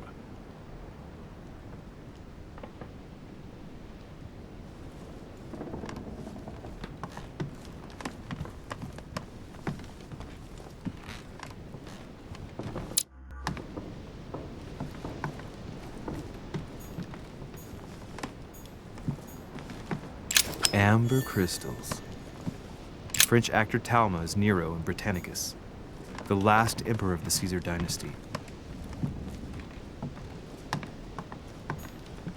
A Bazant.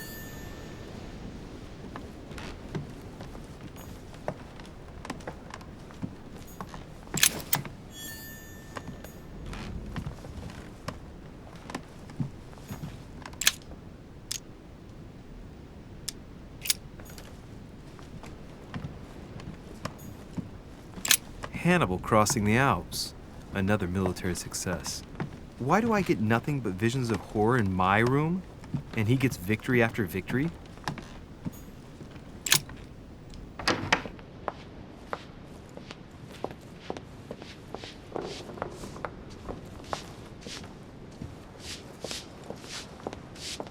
Might be better to take a different stairway.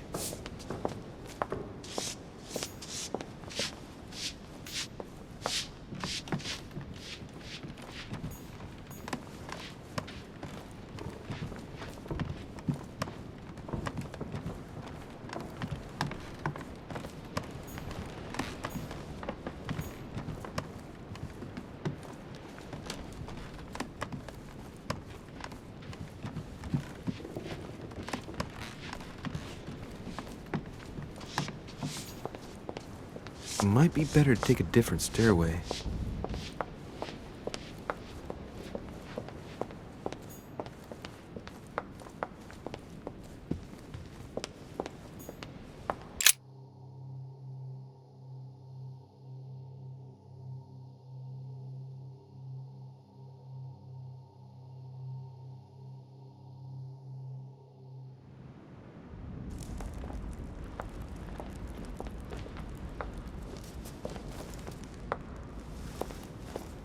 Excuse me, Monsieur de Richet. I really need to talk to you. Is this about last night? No, that was just a misunderstanding.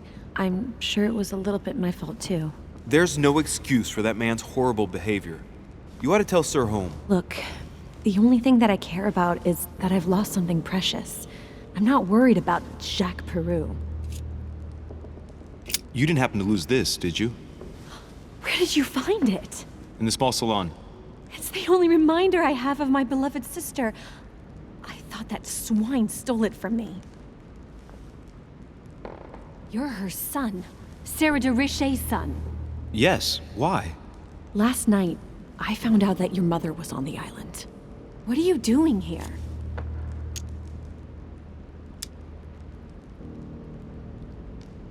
My mother came here to do business with Lord Mortimer, but she seems to have gone missing, so I'm here to find her. I know your mother very well. Really? Yes, I have been in your mother's care ever since I was born. She nursed you? Oh, I wouldn't say nursed. No. I remember her stare, cold as ice. Her sadistic hands pressing over my mouth to silence me while I screamed in pain. I remember her knees, too. She held me down with them while she cut and burned scars into me. Hold on a minute. What do you mean? You can ask her when you see her. Huh, she's getting more and more agitated.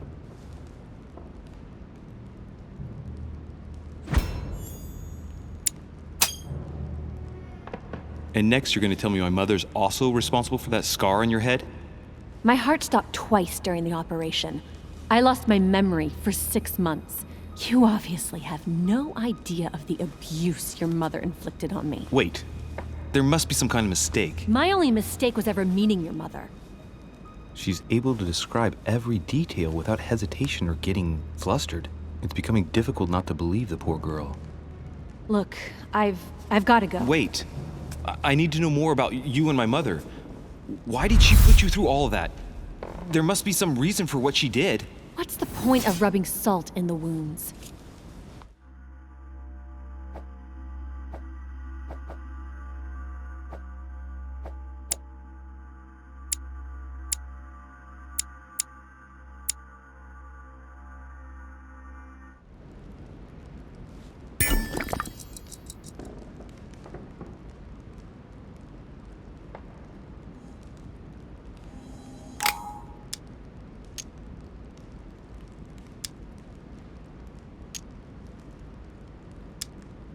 I want to find out what really happened. No, you really don't want to know what your mother did when I shed my first blood at puberty. On the contrary, you can tell me anything.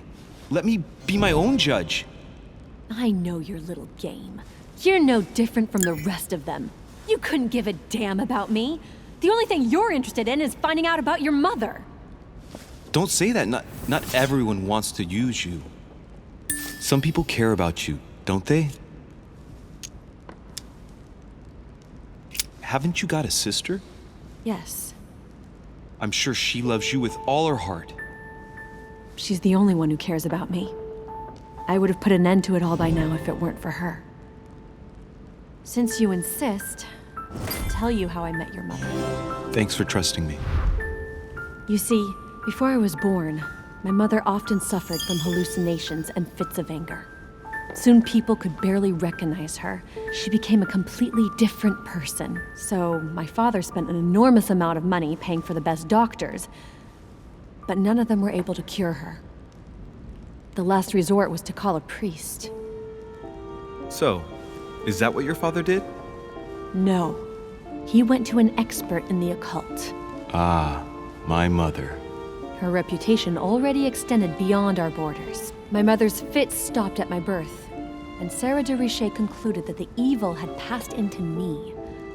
Not only did it encourage her to stay, but she took the opportunity to advise my father to separate me from the rest of my family. That's how I was declared stillborn. My fate was decided that very day. It would coincide with my mother's frequent trips to America. I had my first fit when I was 3. That's when your mother began her experiments to rid me of the evil inside. I understand how you feel, but I know my mother. I'm sure she had her reasons, even if it seems difficult to believe. Everything she put me through was all for nothing. My whole life was ruined for nothing. So what brings you here then? My father used to know Sir Holm. He offered to introduce me to the world's leading authority in the occult. Lord Mortimer. He was my last hope. Until I found out he had also invited your mother. It's got to be a coincidence. I don't believe for a second she's come here for you. You can't change my mind about this, Louis. My days are numbered, and I know it.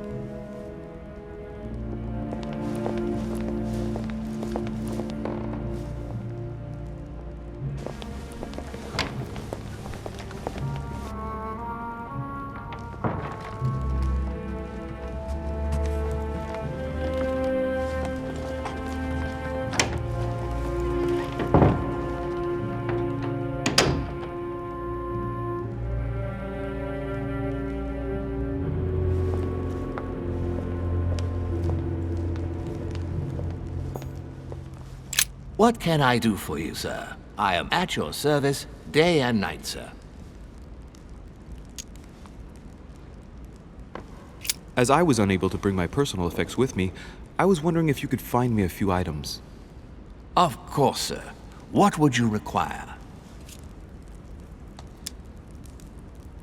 My good fellow, would you have any amber available? I would, but unfortunately I don't think I am authorized to give it out, sir. I believe it is a precious stone. Look.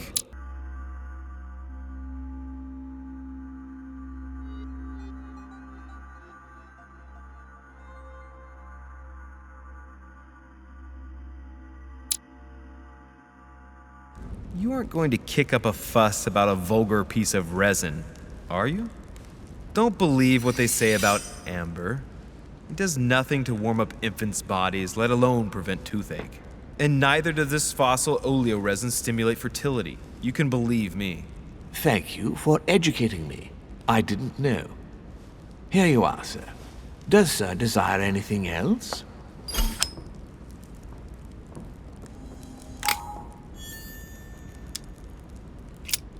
What's that book you're hiding in your jacket?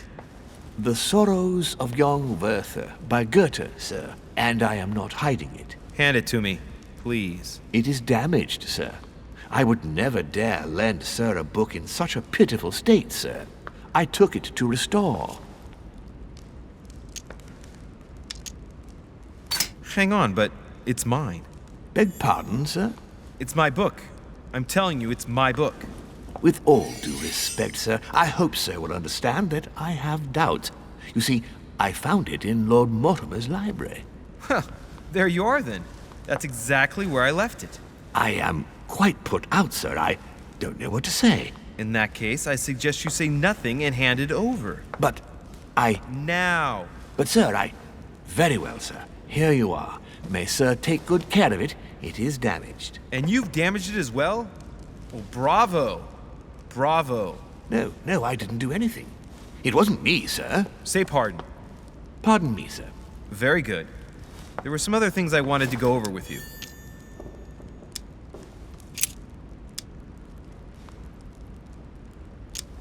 What can you tell me about the guests? Do excuse me, sir, but I am bound by discretion to say nothing about Lord Mortimer's guests, sir. Perhaps sir would like to know something else?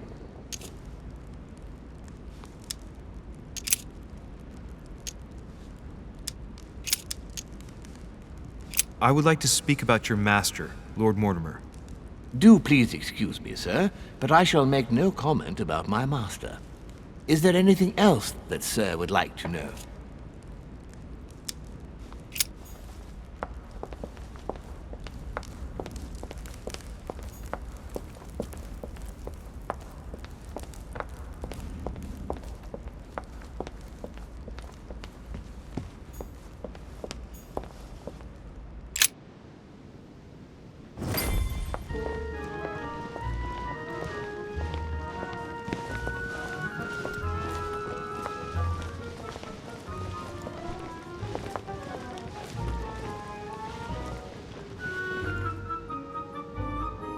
Dear friends, I bid you welcome.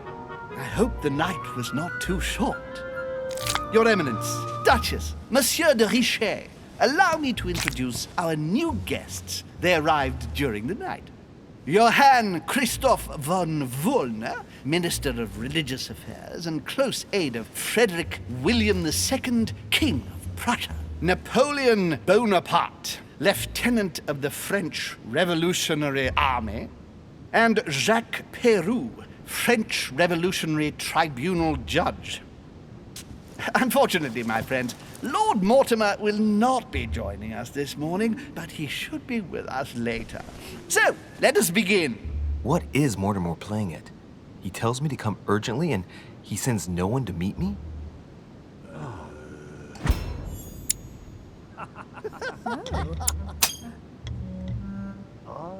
Yes, I heard. Peru looks totally out of place here. It's the least one He's can counting the 10 sets of cutlery around each plate? The man is completely lost. Speak for yourself. yourself, sir. Thank you again for the wine, Your Eminence. It is served every day at the king's table. My friend. I am delighted to hear it. Volner and Piaggi seem to be getting along well.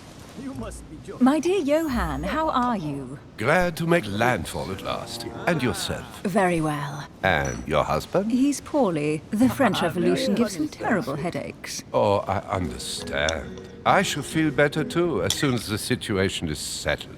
If by chance the French crisis is emulated in Berlin, there will always be a refuge for you in London, my dear. Your offer does you honor. But London is much closer to Paris than Berlin. Beware. The French are capable of sailing up the Thames straight to the Houses of Parliament. Oh, my friend, I am shaking in my clogs. This is impossible. Is the wine to your liking? Very much so, Sir Gregory. Such complexity. Typically French. A Sauterne, isn't it? Absolutely. If I'm not mistaken, this is not Lord Mortimer's favourite wine. It is yours. In his absence, I have taken the liberty of making a slight deviation from the rule, but I count on your discretion. Don't worry, I appreciate the same grape varieties as you. I remember the last time we tasted that nectar here at this table. The finest minds of the century were present. And the last time we drank it, the orphanage in Bloomsbury was still in ruins. Would you repeat that? Oh, well, I put some small effort into the works. The orphanage reopened just before Christmas. The bedrooms, washrooms, and the classrooms had all been refurbished. I don't know what to say. You have given the girls a wonderful Christmas gift. Thank you. I made a promise. Now it is done.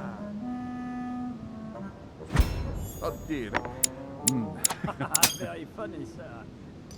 It's the first time I've ever seen her so moved. Just mentioning that orphanage broke right through Emily's hard shell.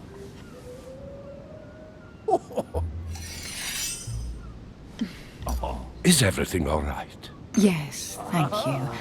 I had a moment of absence, but here I am again.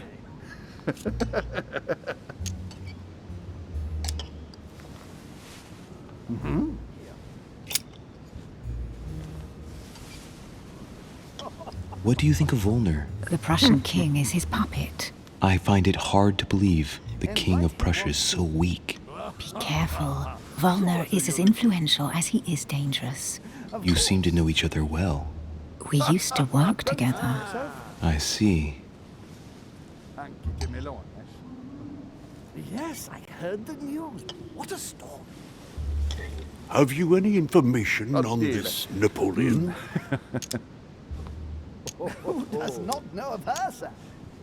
Lord Mortimer has invited Napoleon along to negotiate an important commercial venture. Nothing strange about that. And the Golden Order is somehow involved. What? Our order? Are you sure? That's what I read in the letter from Mortimer to Napoleon. This information is important.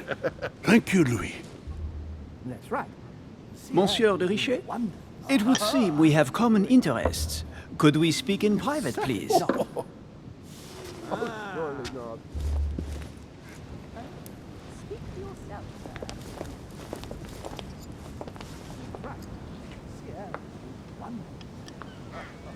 Lord Mortimer and the Golden Order, through your mother, have concluded a financial agreement. Stay composed, Louis.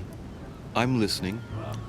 An agreement for cannons. Lord Mortimer assured me that you are to take over the project on behalf of your mother. You must know that I am deeply sorry about their disappearance, but I must validate the deal urgently if I want to be able to organize things properly. I haven't seen Lord Mortimer yet. I'm afraid I'll be unable to answer your questions. He assured me that you could replace your mother during her absence. I appreciate his confidence, but still, this is a bit hasty. But please continue. Of course, but I need to know if I can count you among my allies. Well, of course. And for that, I have a little question for you. The agreement stipulates an aid of 50,000 louis d'or for 200 cannon.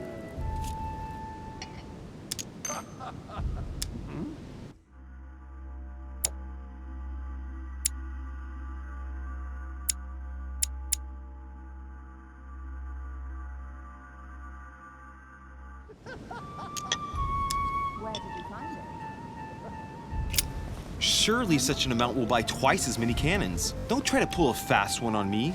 We're both young, but we are not naive. Please don't be offended. I just wanted to make sure you knew what you were talking about. And I am reassured. I have one last question I would like to pose to you. We don't know each other yet, you and I. And I need to make sure that we both share the same vision for the future of France. Given the hard times that have befallen our beautiful country, what do you think it would take to restore its luster? And right he was too. As for myself, I did not know. I think what France is lacking today is a truly strong leader ready to govern her. Someone who will restore her luster, who will propel her forward so once again she becomes a proud nation respected by all. A man capable of both rebuilding the country from the inside and, at the same time, developing exterior relations. Someone with a vision, I think. The right person still remains to be found. You're right, my friend. I hear your words, and I agree. Monsieur de Richet, I am reassured. I am very happy to have met you. Lord Mortimer was right to put his trust in you. I hope to work with you in the very near future. I would like to thank you for your support by offering you this humble little gift.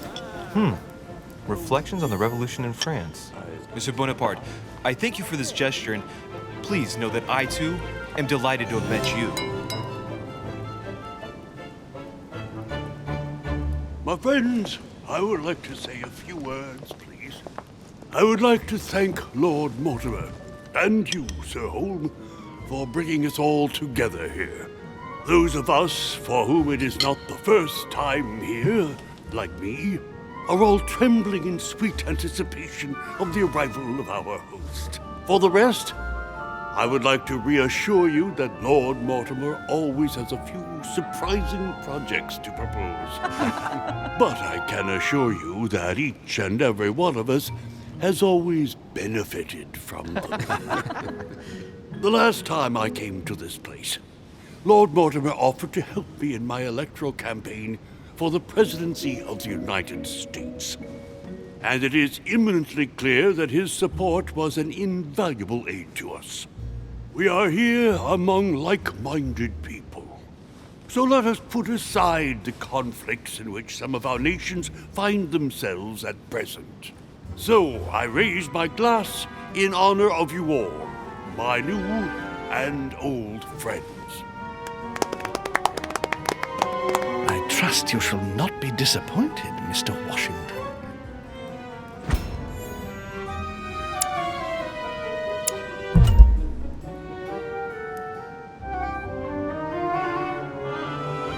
Right, we shall meet again tomorrow. All the guests will be present, as well as Lord Mortimer, I hope. Until then, I trust you will find plenty to keep you amused.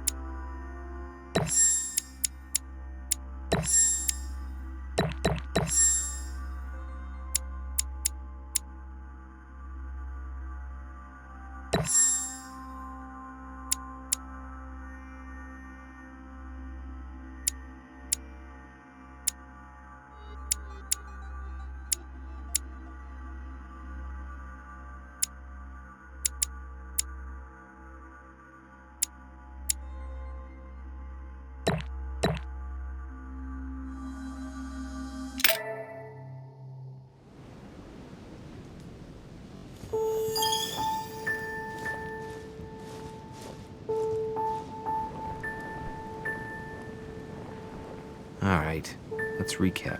Before dinner, I was going to investigate my mother's message. I've got to find the place where all eyes size you up.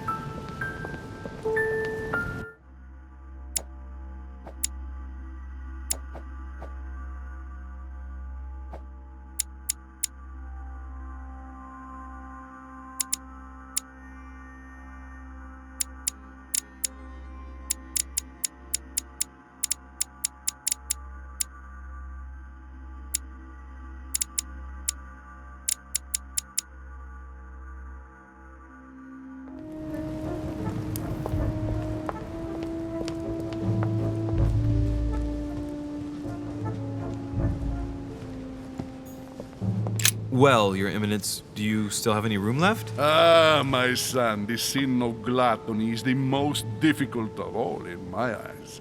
Nevertheless, what a charming moment we have had together. I'm delighted I was able to talk to Mr. von Wollner. We hadn't spoken to each other for an eternity. Yes. I noticed that Your Eminence knew a fair number of people at the table. The benefit of age, my son. This isn't my first invitation to Lord Mortimer's. You will see, it's the perfect place to make new friends. Indeed, I noticed that you and Mr. Bonaparte had already begun. Ah, I adapt quickly to local customs. It's what I was taught. And you are right to do so, my son. But tell me, have you had any news of your mother since your arrival? Alas, still nothing, Your Eminence. But I still haven't been able to meet Lord Mortimer. Do not worry. It is typical of him. What can I say? Lord Mortimer is a very busy man. I should think you are beginning to worry.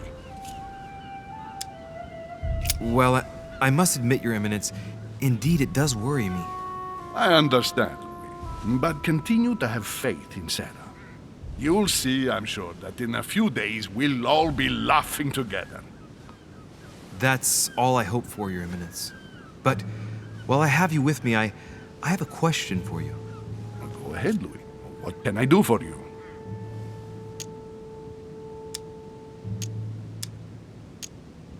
As I haven't visited all the manor yet, I wondered if you hadn't seen a Medusa by any chance. I beg your pardon? Yes, la Gorgogne, the Medusa from Greek mythology. Would you have seen one? In any shape or form? Not at all, my son. I'm not sure what you're getting at, but unfortunately, I'm not going to be of any use to you.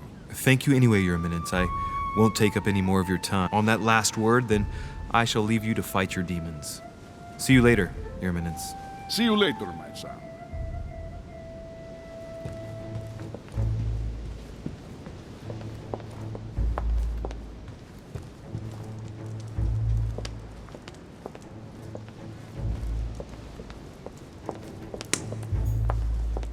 Romney painted Lady Hamilton as Circe.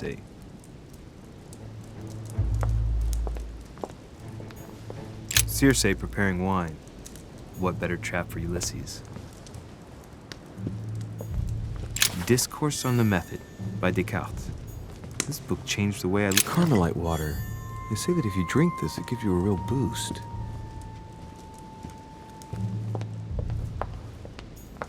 The Conversion of Ulysses by Gours. Circe changing Ulysses' companions into swines.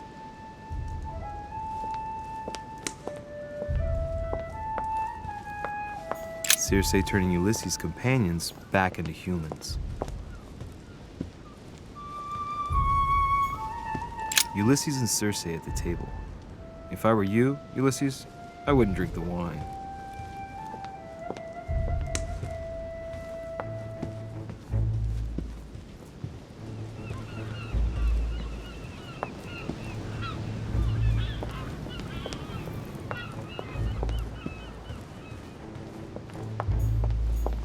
Devil's Thorn.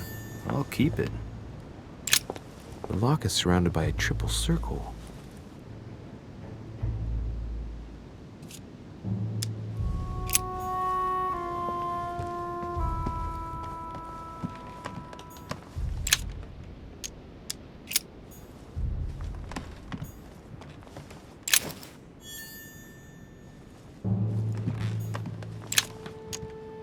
Amber crystals.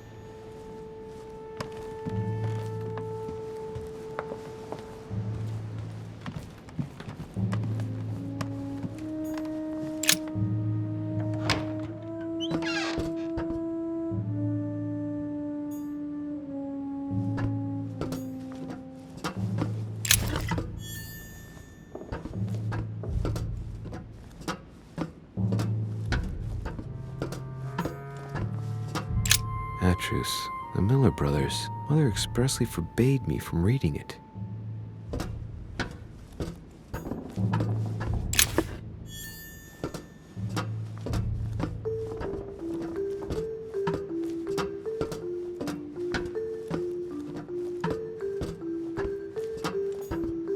A few pages out of an old encyclopedia. A Byzant from the Byzantine Empire. A coin often used during the St. Louis era.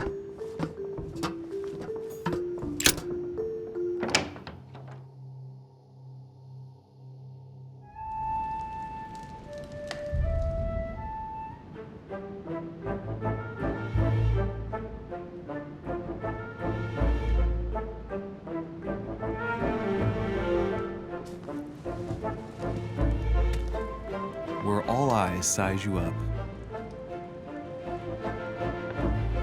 Chances are, that's the room my mother spoke of. And she also spoke of a Medusa. Should I go and try to find the creature now?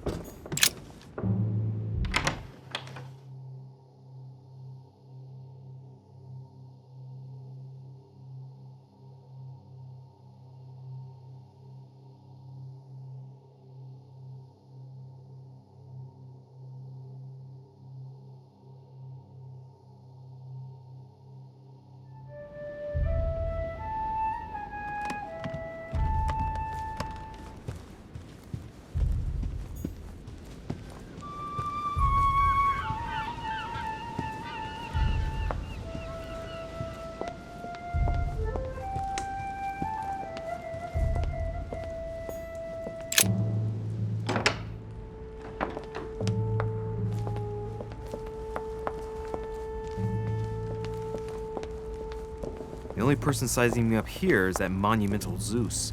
It can't be here.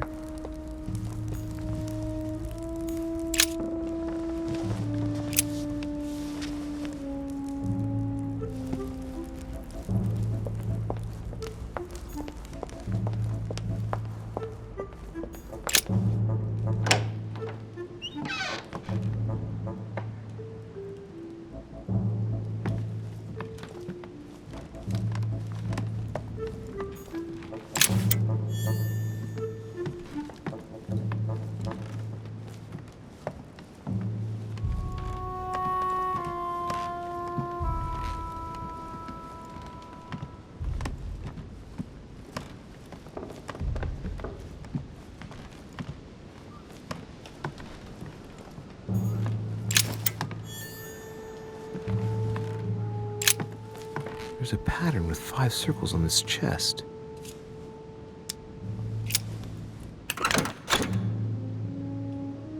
There's no space left. I'll retrieve it later.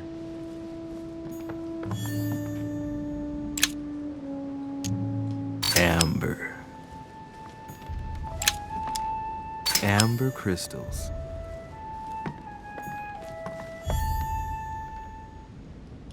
Chronicles of the Amber Princes. As I recall, Dorkin was my favorite character.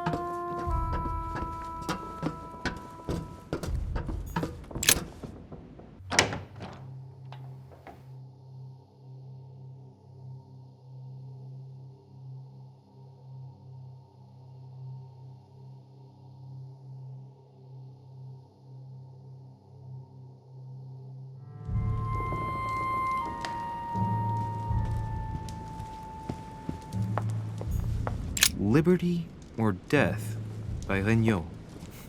Well, I'll take liberty, please. But I do understand his choice, even though it seems radical. Ah, painting by Ingres. Molière dining with Louis XIV. The king's posture is surprising. It's almost as if he's addressing someone in the assembly. Allegory regarding the decoration of the rights of men. That's the least you could say.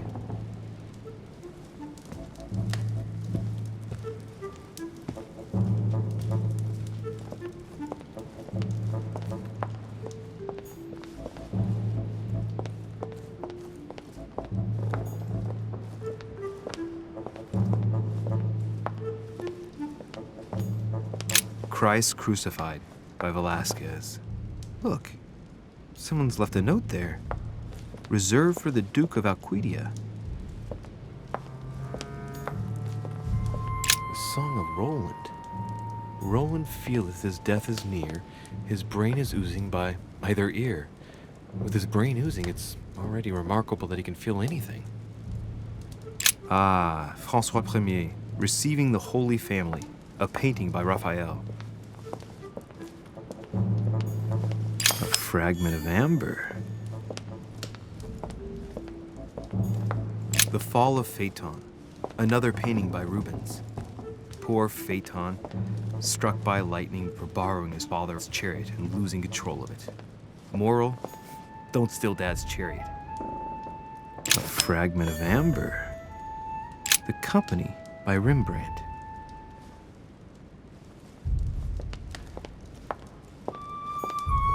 A meeting between Louis XIV and Philippe V.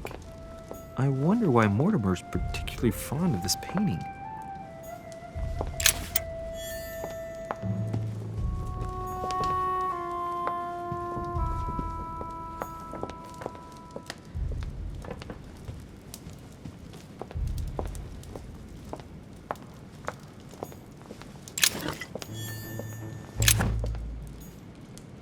The Last Supper by Leonardo da Vinci. The last day before his crucifixion, Jesus announces that he will be betrayed by one of his disciples.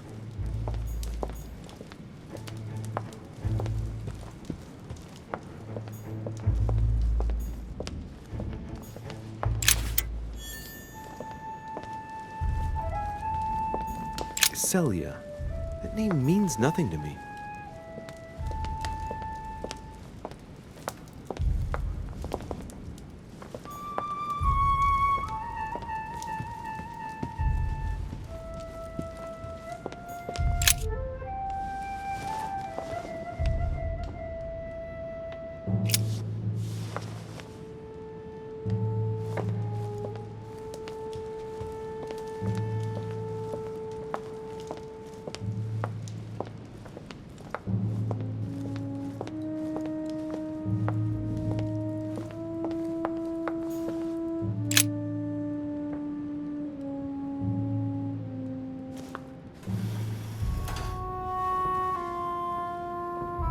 I've got to find out what Mother was trying to do with her. The Medusa. A hero armed with a sword? A hero with a lantern. And the last one holding a shield. I'll stake my life on it. All the statues form a single scene together. The poor devils are about to face the beast. Let's give them a helping hand.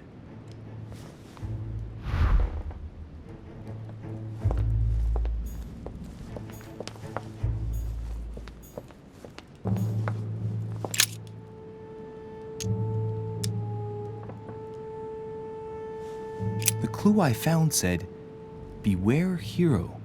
The beast always charges the best protected. That is its weakness." That's the key. The best protected hero is the one holding the shield. Thank you, Mother.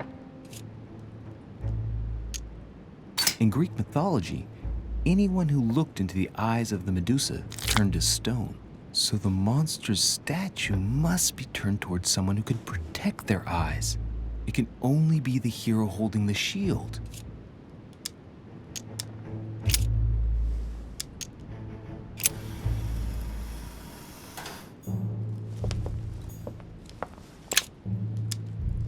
devil's thorn. I'll keep it.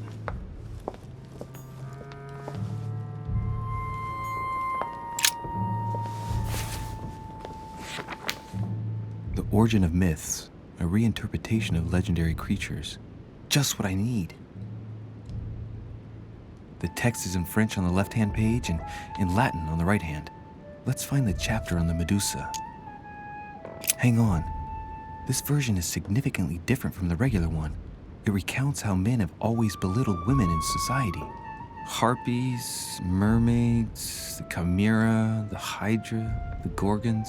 Ah! The section on the Medusa. While some of the heroes divert attention from the Gorgon, the hero with the sword brandishes his weapon at the Medusa.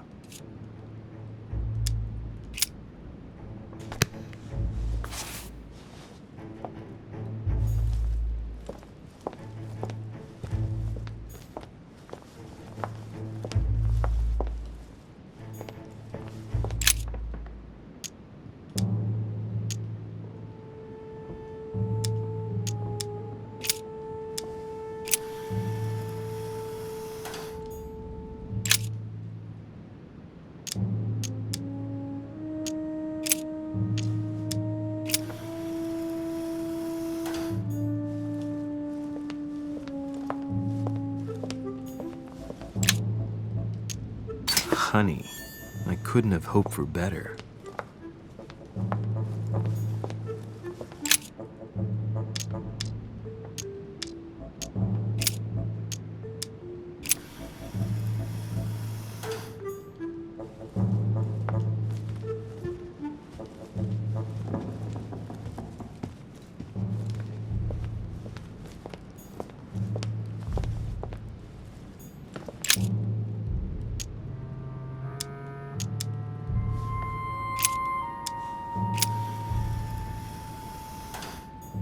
If I respect the legend, I have to place the hero holding the shield in front of the Medusa. Except for here, it doesn't work.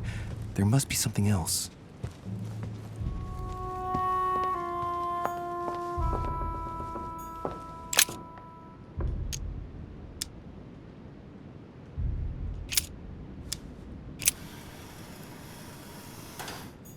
It looks right, but nothing's happening.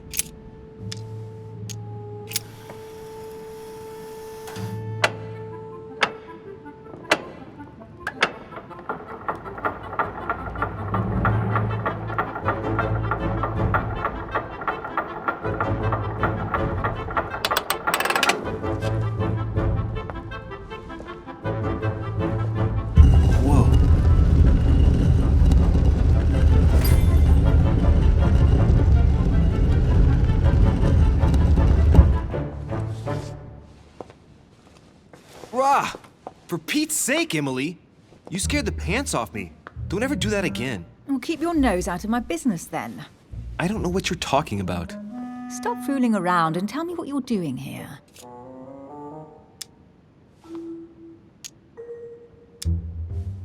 I've discovered a hidden message from my mother. She explains how to find the secret room. Something must have attracted her here, so I've come to check it out.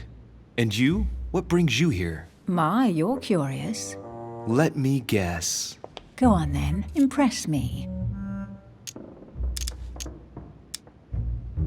You're looking for somebody. Your silence speaks volumes. I must have got it right, and you will go to great lengths to find them. So, this person means a lot to you. Well, no matter. I'll tolerate your presence this one time. Now, since you're here, make yourself useful. Look around on your side. I'll do the same on mine. And if you find anything of interest, let me know. Oh yeah, in your dreams. At your service, madam.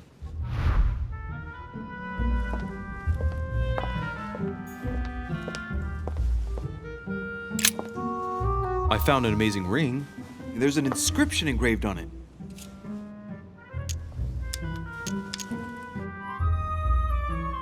You're married. Why don't you wear a wedding ring? You mean wear something just to prove your love? Not my style.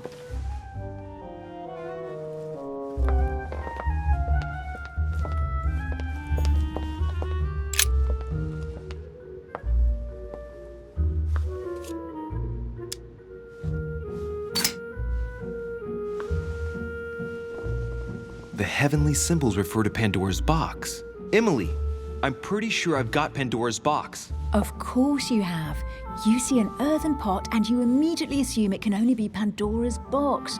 Logical. What I like about you, Louis, is that you never fail to surprise me.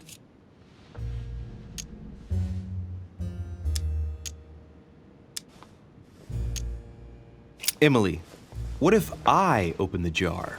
Would that then make man responsible for all the evils? Try. It'll make a change. All right, can we move on now? I do love your irony, but honestly, are you ever impressed by anything you see? By a chamber pot? No, you really do need to do better than that.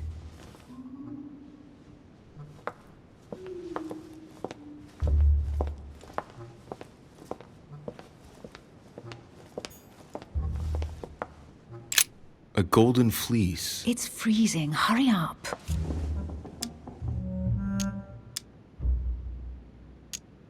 Do you think that can really be Jason's golden fleece? No, you are aware that Jason and the Argonauts is a myth, aren't you? But Mortimer's been protecting this hide. It must be of great value, don't you think? Certainly of historical value. This kind of hide is still used by gold diggers in Eastern Europe.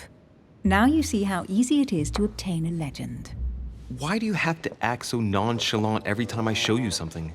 Louis, anyone can kill a sheep, rip off its hide, and say it's the golden fleece. We're at Lord Mortimer's, not at some farmyard fair. You're just too skeptical. And you have a tendency to believe anything. Talk about an unlikely pair. Yet, you know opposites attract, don't you?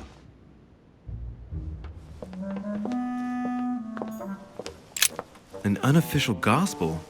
You'd be more likely to find this kind of book at the Vatican. Nothing special. The library at Buckingham has 3. The Gospel according to Judas, or How to Crucify Jesus as part of God's plan. You do realize that the contents of this book could undermine the very foundations of Christianity. One more reason to leave it in the secret room of a lost manor on a private island. Do you realize how important this book is? Of course, but what I really want to know is how did it come into Mortimer's possession? I was thinking the same thing about all the paintings and sculptures in the manor.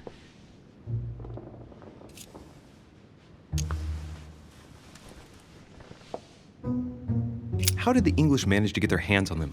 When someone wants to attract the attention of the world's leading power, somehow the gifts just pour in. You wouldn't have gone to the Vatican recently, would you? Are you calling me a thief? Certainly not. Never entered my mind.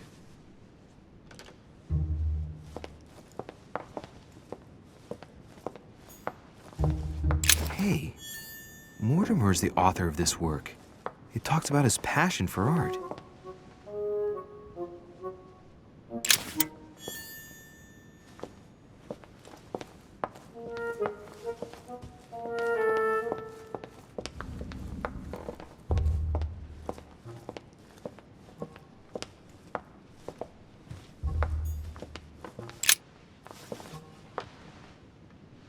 Guess what I found?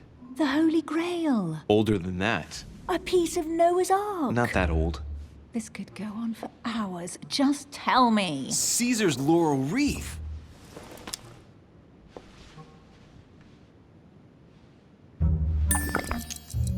The workmanship on this crown is amazing. The finesse of the gold laurel leaves is beautiful. A crown worthy of an emperor. I'd stake my life that it's the genuine article. I can just see Mortimer dressed in a toga, wearing a laurel wreath, strutting around his manor all day long. You have a curious idea of Mortimer. Why? He's eccentric, like all the English are, isn't he? Well, if Peru stands for French grace, then if I were you, I wouldn't be making that sort of remark.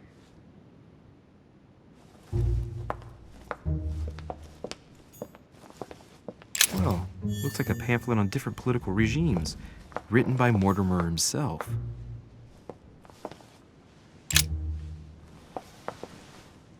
You should see this sword, Emily. It's magnificent. I'm busy. Describe it to me. This weapon is typically French, quite old, undoubtedly goes back to the Crusades. If it is a true Damask sword, it's worth more than a kingdom.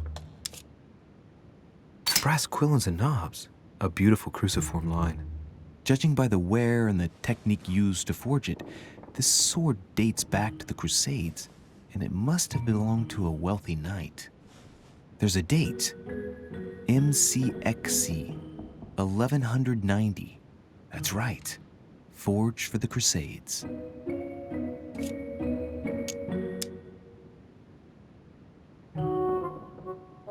It really does look like Joan of Arc's sword. The famous Maid of Orleans, one of your favorite historical heroines. You bet, given the number of English butts she kicked. And we all know where that got her. When you finished playing, maybe you can help me search the place?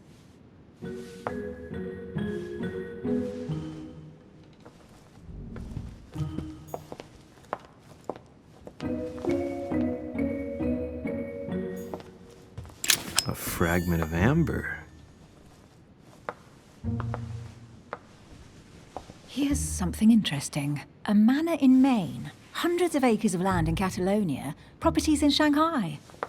Incredible. Some of these deeds are over 600 years old, and all signed by the hand of Mortimer. I wonder if that's what inspired my mother's attention. How come all these documents have Mortimer's signature on them? Do you think all these properties really belong to him?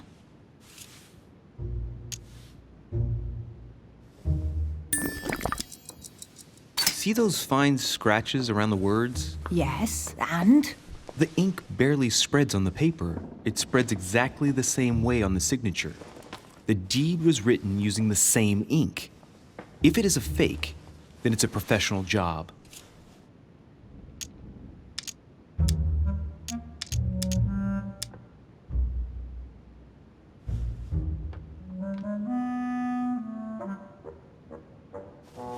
These documents must be fakes. No man can own that many original works, no matter how rich he is. Be careful. The Order has tried many times to estimate his personal wealth without ever succeeding. And look here. Castles in Scotland, vineyards in Italy, districts in Venice. He's richer than some European countries. These documents are intriguing, but do you really think that's what attracted your mother's attention here? I don't know. She was obsessed with Mortimer, and I must confess, these property deeds are troubling. If that's the case, why would she have left them? Once again, I don't know. We'll have to ask her when we find her. And what's your take?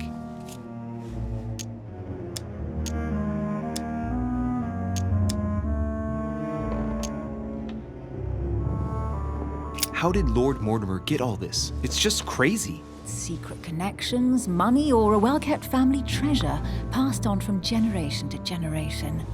Who knows? That would mean some of Mortimer's ancestors lived before Jesus was born. I wonder why my mother didn't make it clear what she was interested in here. She didn't have time to write it down, or maybe she wasn't sure of what she was looking for. Or she wanted to protect her discoveries. It's disturbing. You'll just have to search the rest of the room. Maybe you'll find something.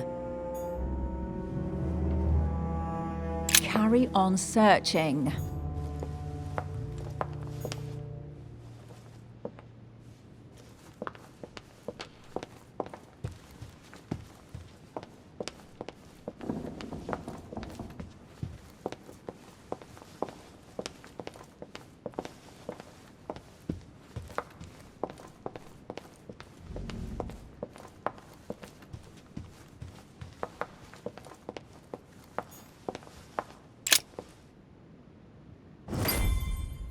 What is that you found? A cameo pendant. What's going on? Nothing. For crying out loud, Emily, you lunged for that jewel like your life depended on it. Tell me what this is about. No. We just met, Louis. I like you, but I can't just suddenly open myself up like a book to you. Listen, Emily. It seems pretty obvious to me that you haven't come here for the sole purpose of sampling Mortimer's cellar. Stop all the clever evasions and just trust me. And why the hell should I place my trust in you, Louis? When are you going to understand that I just want to help you? What do you expect? That I'll fall into your arms and say yes to everything you want? What are you talking about? I'm only asking you to trust me a little. If only on principle as a member of the Golden Order, for example. I'll admit you are fairly reliable. That's it? I was expecting more. Well, I'm prepared to trust you when it comes to choosing a French cheese, but I've nothing to gain by confiding in you any further than that. Nothing to gain? Damn it, Emily! I'm only trying to help you. Stop needing to gain something all the time. Because you think I need help? Just like everyone. You have your strengths and your weaknesses, and there's no use pretending otherwise. Ha! And I bet you found out where I'm weak, haven't you? Pragmatic, intelligent, sure of herself. Her only weak spot is her difficulty talking about herself. I don't know much about your past, but I'm guessing you had to get by on your own for much of your life. It might have closed you off, and that can be a disadvantage. It might be time for you to open up and risk a little trust. Not every man you meet wants to hurt you. Yes, you may be right. I might have some weaknesses, but I don't need your help to overcome them. And I'm simply not contemplating collaborating with anyone at this time. Do you understand? I know you well enough to see that you're hiding something from me. Why won't you look me in the eyes? I've figured you out, but you refuse to accept it. And you're starting to find me charming too. I admit it. You win. You, worst investigator there ever was, have sussed me out. Well, at least you made me smile. I already have a work partner. I know my weaknesses. I don't doubt that your abilities will be of use to me, but I already have all that, thanks to my teammate. Is there any chance you might tell me who he is? No, I've already said too much. Consider yourself lucky I've even given you this much. It's extremely rare, believe me. Come on, don't stop now that you've come this far. You know that eventually I'll end up making you talk. Well, since no one can resist you, let's see if you can guess who my partner is. You're a gambler. So, your partner is...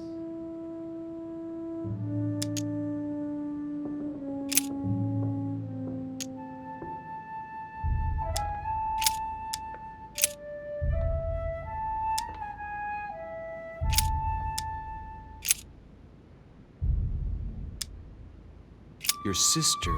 She's your partner. She's the one you're looking for. Well, I am impressed. How the devil did you guess I had a sister? Virtually no one even knows. When it comes to getting results, you are very good, I grant you that.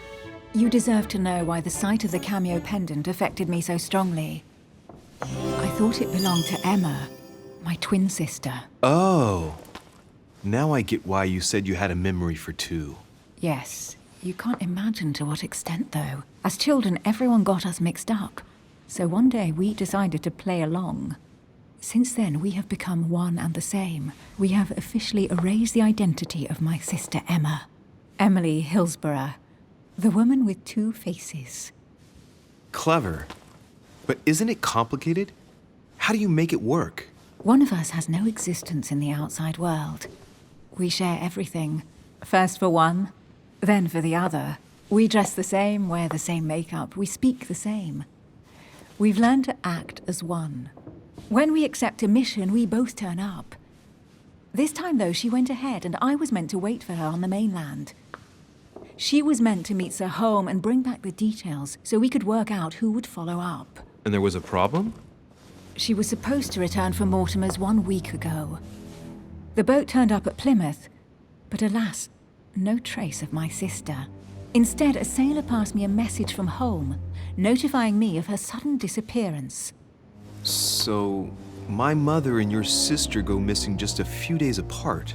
That's strange.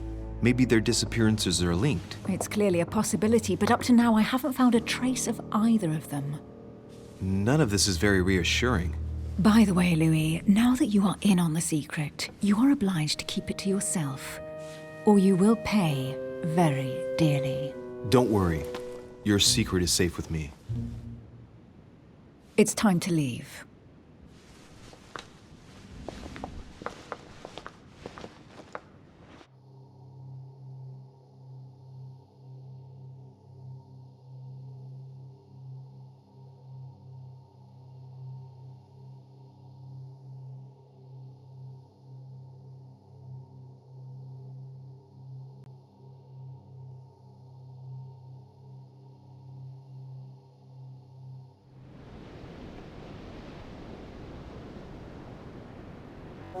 So, what do you think of our first adventure? I must admit, it has been fun by your side. Same here.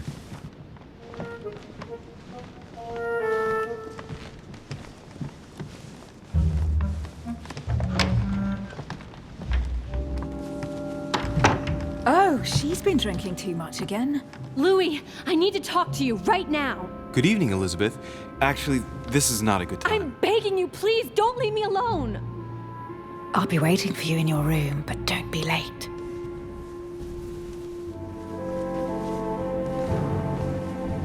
I was sure there was a certain je ne sais quoi between us. Louis, we need to talk now. Otherwise, it'll be too late. Looks like Elizabeth really needs me, but if I start talking to her, for sure Emily won't wait for me. What should I do?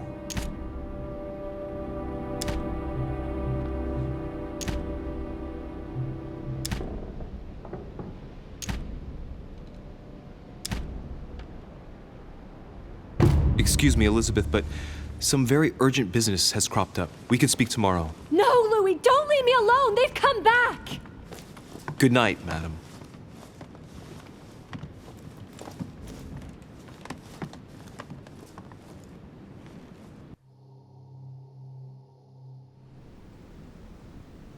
Well, well, Louis, you took your sweet time.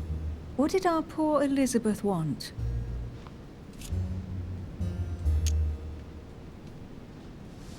She probably wanted to chat more about my mother.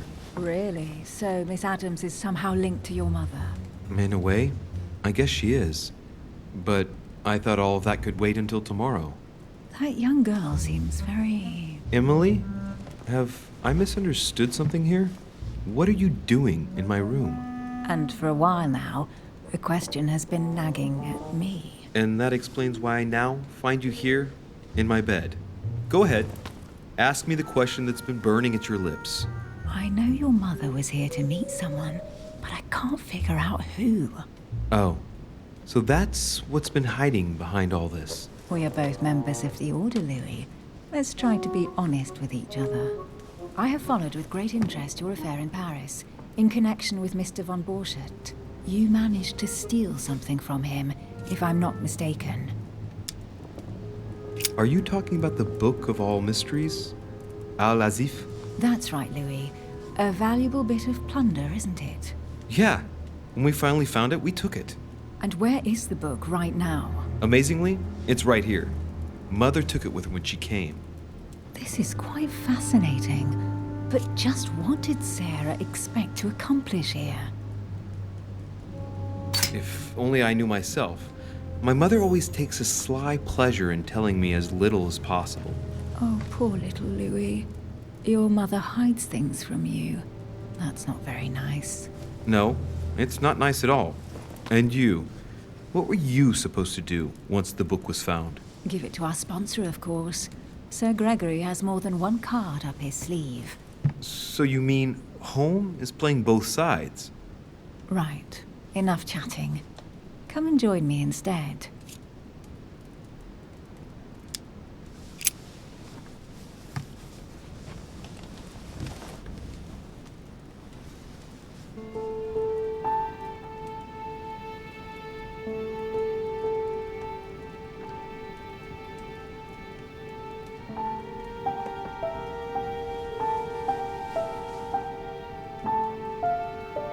I have to go, Louis.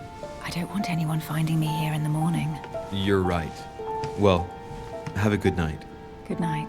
See you tomorrow, rested and ready. Sure thing.